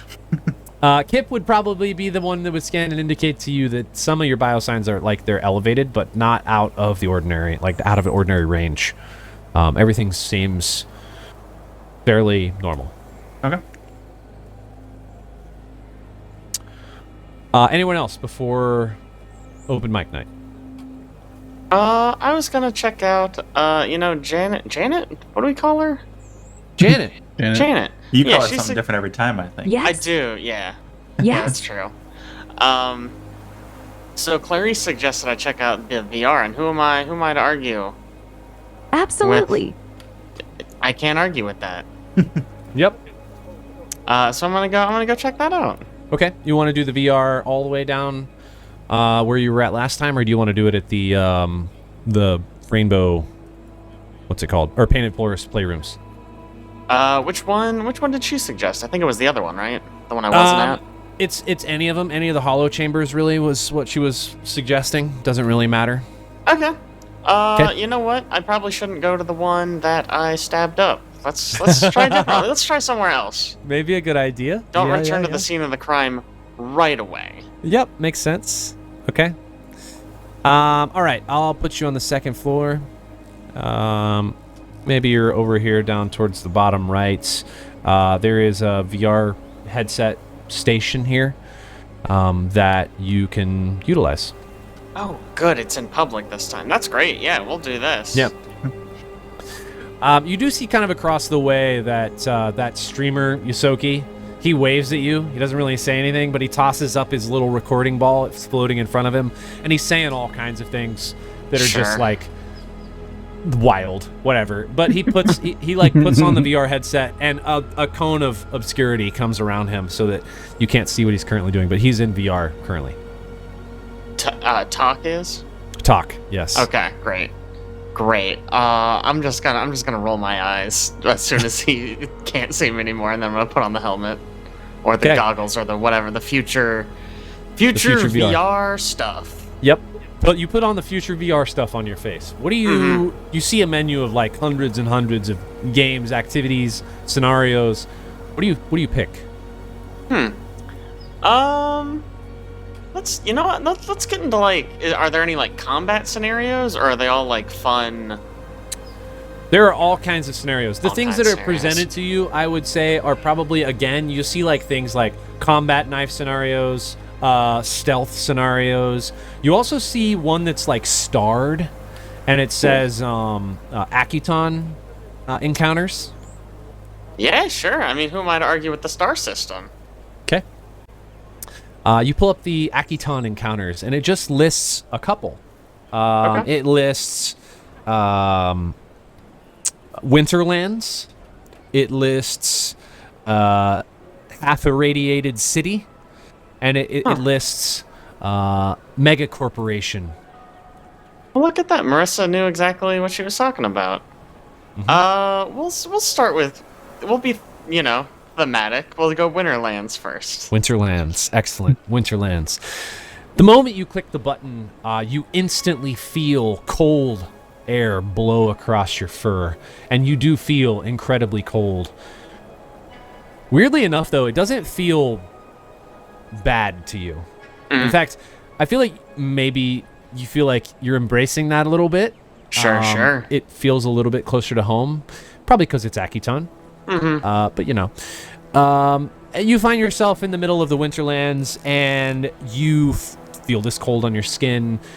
It's clear that this experience is very much a peaceful, like, observation experience. And so you are looking around at sort of these mountains in the distance. You see there's some pine trees that are kind of just blowing as the wind blows the snow past it as it's currently falling. You see the two moons of Akiton just kind of orbiting in front of you. The sun is behind you, and it's just a very calming, serene space. Well, cool. The cold was nice. Probably gonna X out of that one pretty quick, though. Okay. I mean, we're gonna go for the big money one. We're gonna go for the ominously named corporate Okay. one. You click the button. Weirdly enough, when you click it, it almost looks like it kind of like just kind of like changes real quick and then goes back to what it was. You have to press it a couple times to actually get into the scenario, but it loads. And it loads into this overview of the City of 1,000 Lights, which is a place that you are familiar with. You see this city, and you're like sort of sitting on this short roof that's away from a really large headquarters. And as you sort of scan up and down the headquarters, you see a giant blue sign emblazoned on the top. You can't read it. It's almost like the game has blurred it out. But there's clearly a name there. It's somebody's corporate headquarters in front of you. Couldn't get the rights. Yep. Makes sense. It's real expensive to get those rights. I bet. Alright. Well, let's do this thing.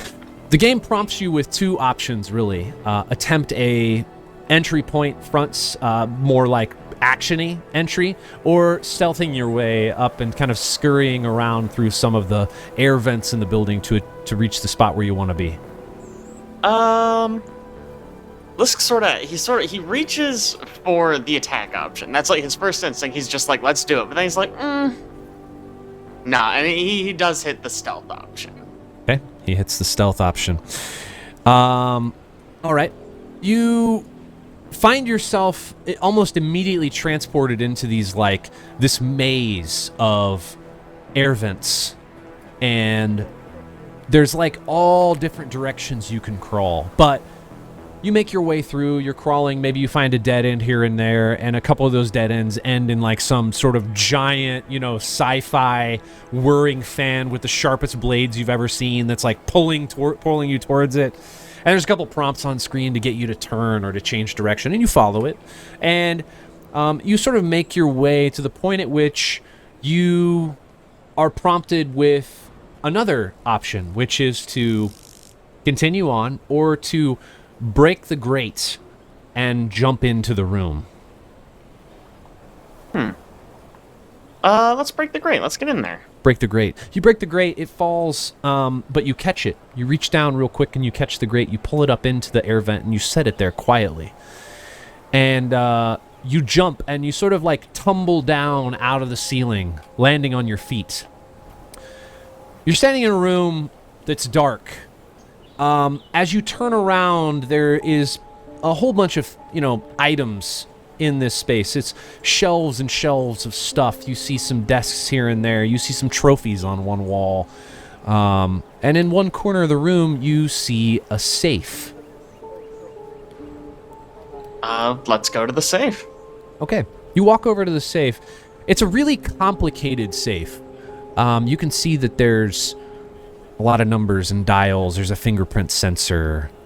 But currently, it stands ajar.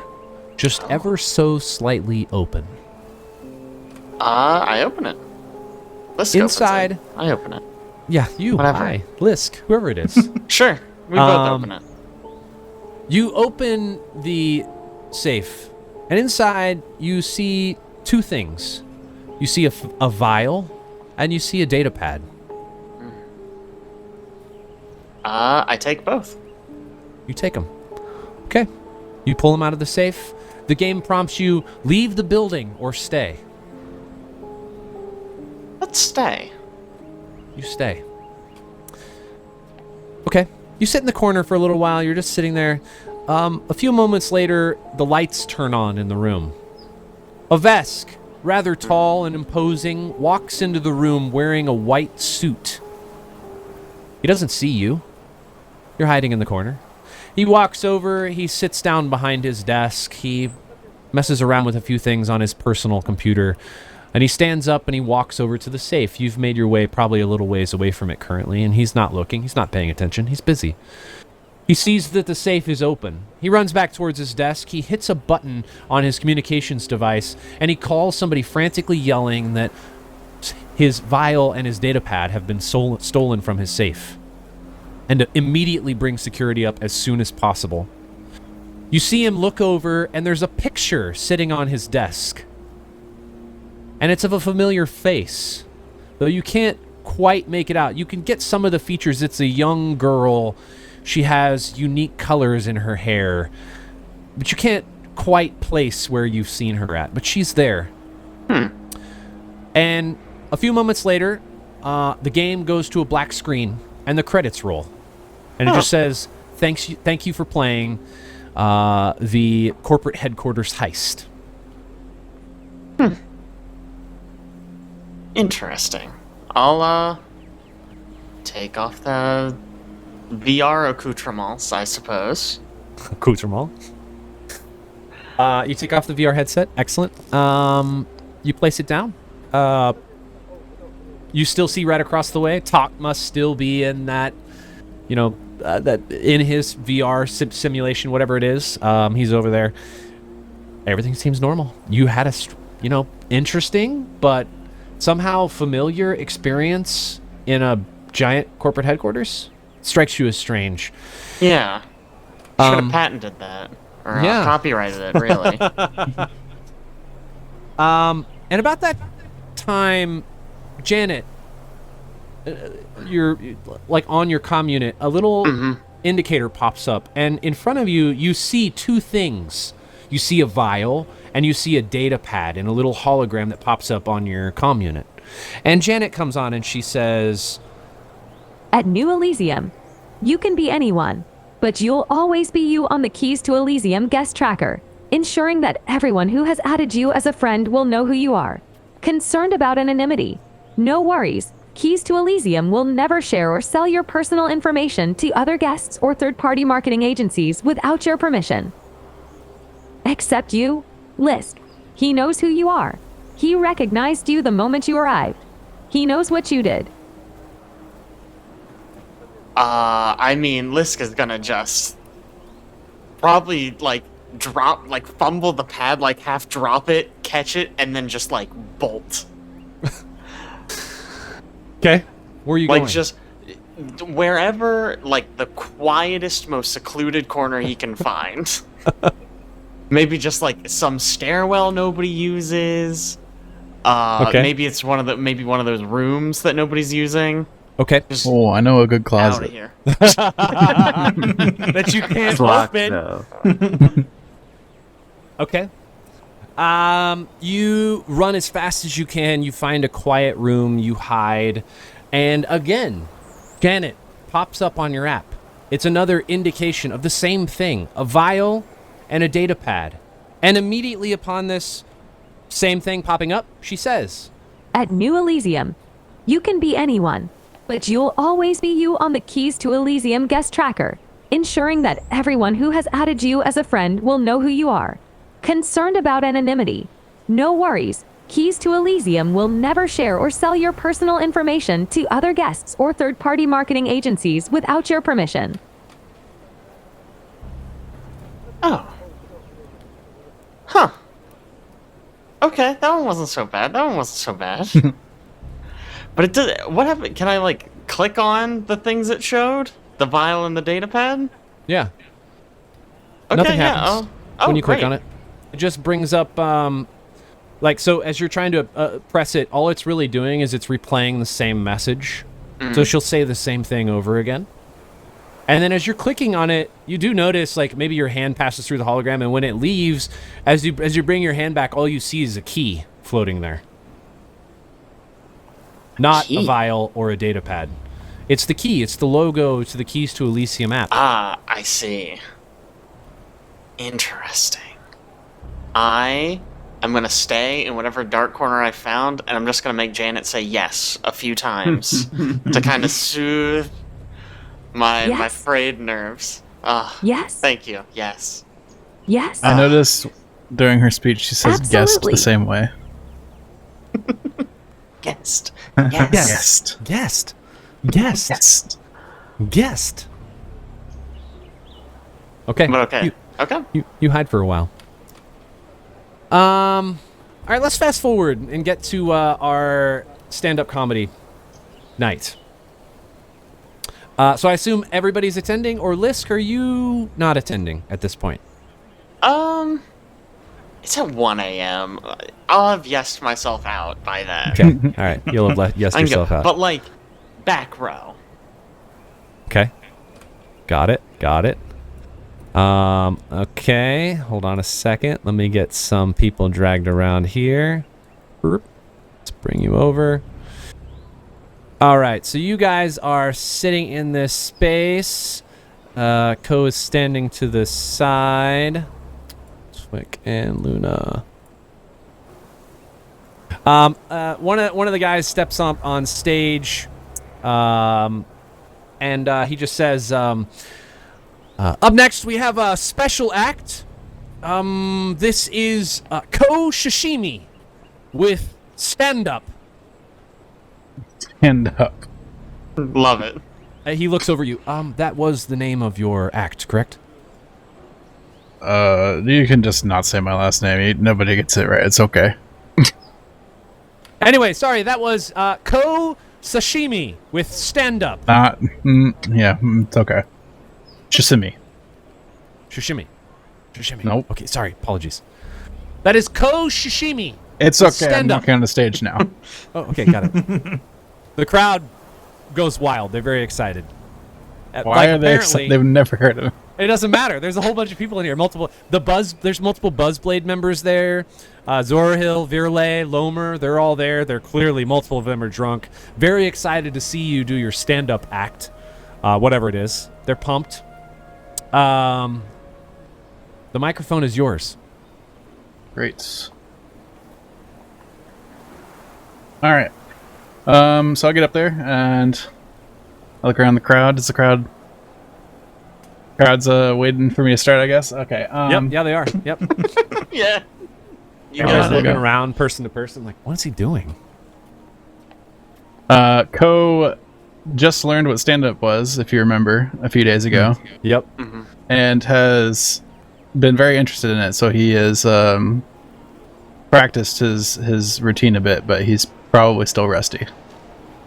So, with that in mind. Hi everyone, my name's Ko. I'm a Solarian ace pilot from Casterville. I know what you're thinking, another alien doing stand-up. How original. But trust me, I've got a few jokes that are out of this world. And he looks around. Virlay is laughing hard already. Like holding her glass up. Yeah! Everybody's, multiple people are cheering. Don't worry, everyone. Not all of my jokes will be that bad. It's gonna be a party in here real soon, let me tell you. In fact, can you all help me plan it? Really? And he kind of winks. He's like, I kid. Okay, here's a classic joke for y'all. What do you call an almond in an EVA suit? An astronut. Yeah, this is a good one, right?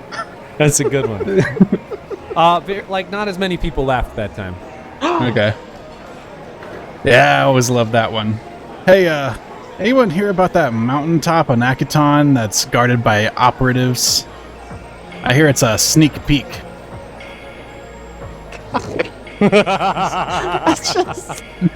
Did you look these up? Yeah, so anyway, I've been reading this really interesting blog on my datapad. It's about anti-gravity spells. It's impossible to put down. No matter how hard I try, it just keeps on floating around the room. I don't know what's going on with that. Let's see, what else do I have here? I had a really good joke about the gap, but I forgot it. Oh, well, that's probably for the best. No. And you know what really sucks? All space jokes. I think it must be something to do with the vacuum. Sucks all the humor out of them. I don't know. And that's why I'm not going to say any more of them. Thanks for having me. I hope you enjoyed my set. Don't forget to tip your bartenders and stick around here at the Lyrakian Cabaret for more out-of-this-world entertainment. The crowd actually goes wild. Multiple people stand up. They're like applauding, clapping, yelling. Everyone is pumped. They thought it was absolutely excellent. The guy comes over and he goes, we have not seen a crowd like this so excited about stand-up in such a long time. I think it's the fact that you named your stand-up act Stand-Up. I mean, nailed it. Incredible. Just bravo. Will we be able to have you again sometime? I am not sure I have another performance in me, really. I put all I had into that one. Well, you could tell. It was, man, 10 out of 10. Excellent. Thanks so much. You know what? Free drink at the bar. Please Great. Enjoy. Again, all the crowds in here, they're excited as you're kind of walking by, heading towards the bar. Multiple people are like high-fiving you, like big handshakes, even some like chest bumps. Virle comes over and she just gives you like a big hug, all excited mentions that, she thinks your set was absolutely incredible. You'd be such a good addition to some of the acts that they have at halftime shows at some of the Brutaris games. Just very pumped to have seen you here and to know who you are. So now you've rescued her while you were in the ship, and you've performed incredibly good stand-up comedy. But you walk over to the bartender and you're able to get a free drink. Excellent. How long did it take you to write those jokes, or did you find them? It's a little bit of putting things together, remixing other jokes to make them fit Starfinder, and then like finding some RPG jokes, and then trying to fit it all together into like something that kind of flows. Very, very good. Excellent. Very good. All right. Well, we will fast forward to nighttime. You guys make your way back to head to bed. It is the end of the 5th day. You, again, tonight, maybe a little bit easier than the last few nights. You're able to kind of fall asleep, fairly quickly. However, again, as we have done every night, I will need a will save from everybody and a fortitude save from Twik. Blind, please.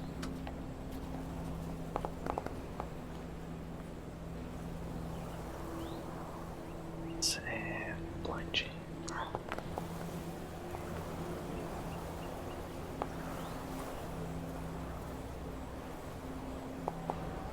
Oh, let me re-roll that.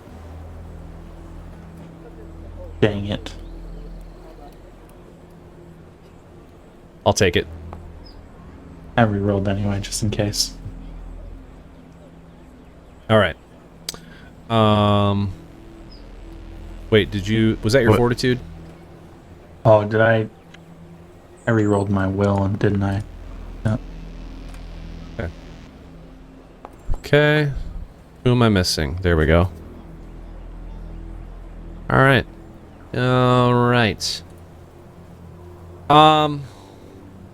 I think tonight's Lisk,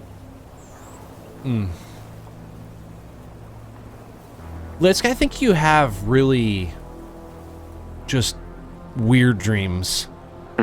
Like, your experience today in the hologram was a little too close, too familiar. Sure.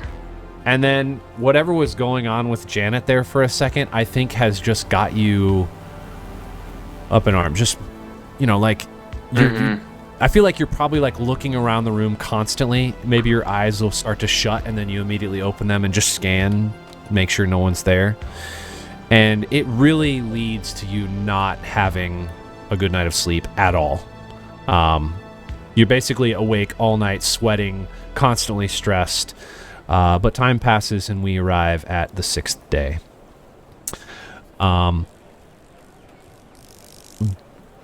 For the 6th day, just so you're aware, the two things that are happening, the one thing that is happening is Kohe has an interview today at 4 p.m. However, I think we're going to leave it right there before we get into this day. What? Okay, I've been meaning to ask my buddies if anybody's going to come with me to this interview. Are we your buddies? Yeah. Oh. Because, you guys know about the Star Empire and whatnot, not just me. Oh, was this with the blogger? Yeah. Yeah. I see. Nope. I don't want to be a third wheel. Wow. I don't want to be a first wheel. I mean, unless you're trying to get me to go, I probably won't. Yes, I probably will try to get anybody to go as hard as I'll possible. probably begrudgingly go. All right. So, Twik, It's I'm just going fitting. to You write met this down Stessa with me I for did. next to time. begin with. That's just cool. Twik and Kohe. No Luna, no Lisk, correct? Yeah, I don't think you could pay money to get Lisk to go out there right now. Okay. Kohe, as you're getting ready, sort of the last thing that happens before we're gonna sign off today is up on your sort of Keys to Elysium app, you see like an indication of food pop up, and you hear Janet pop on, and she just says, Come and indulge in the culinary delights of Taste of Elysium, where a wide variety of dishes are offered to satisfy every palate. From classic comfort food to exotic cuisine from the vast, the extensive menu has something for everyone. Whether you're in the mood for marinated snail pups, a refreshing greenhouse salad, or the chef's special, we've got you covered. What's the cherry on top? Bugs have recently been added to the menu. So come on down and discover all that Taste of Elysium has to offer. Your taste buds will thank you. Amazing. Yum. you do see a bug that looks incredibly familiar pop up in like a hologram on top of your comm unit. It looks very much like the bug that you ate from The one I Chatterbug. ate before. Okay. And Nice. we're going to leave it right there. Incredible. Incredible. Incredible. Incredible. All right. Let's see. So this is the start of day 6. Okay. Got it. Excellent. Wonderful. Nicely done. You guys are having a wonderful, enjoyable, calm, relaxing vacation on New Elysium. No real problems, issues, concerns. Just totally normal beach holiday. Super normal.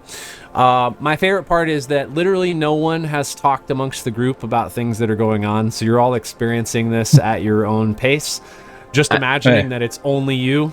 No, I feel like that's incredibly fitting, like especially for this group. Yeah. Like we're all like clearly I told I'm the Twik only my one with VR the issue, and I don't want to malfunction. like bring it up, right? Yeah. No, That's true. Alex, your thing was like a tech question. It wasn't even that Yeah. there was an issue. Hey, I just thought it was something wrong with the computer. Yeah. I feel like the biggest issue now is that Lisk's first instinct is just going to be to hide. And he's really, really good at that. That could be a problem for us. Could be. Could be. It's okay. Oh, I may. So, one clarification on my thing: is it visible? Yes. Oh, okay. I don't know if. I wasn't paying attention to that. I don't know.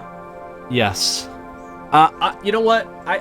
that's probably a good thing to kind of end with here, because everyone else in the group would have noticed. If you want to describe to them what they probably would have seen, you can feel free to do that, because you would have been. Let's see. You would have been with them at the stand-up comedy. Yeah, just at the stand-up, because I spent most of the day just like wandering around. Yeah, so I guess you noticed that like Luna probably just looks like really tired at first, but maybe like Twik is sort of, well, I guess we're all sitting at the same table, but I guess you sort of notice, like glancing at her more, it's like, no, those aren't bags under her eyes. Her eyes are like black. Like and she a little, has like, black eyes, or like cloudy. Like the whole thing it's bad. is just. That's not good.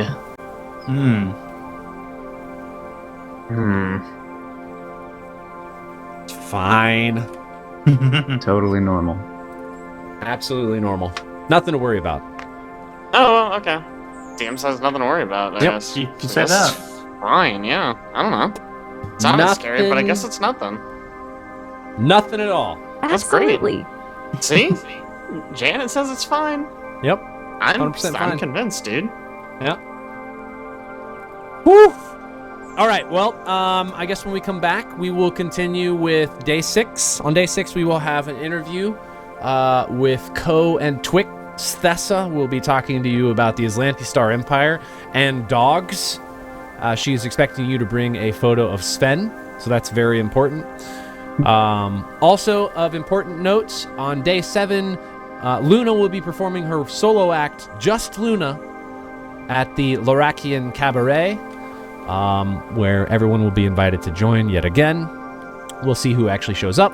I'm sure it will be a great crowd, just like it was for Kohe's. However, they'll probably be considerably less drunk, considering it's at 7 p.m., not 1 a.m. You underestimate our powers. We will we'll see what happens at those 2 events and find out what's continuing to happen on this wonderful, relaxing vacation at New Elysium next time.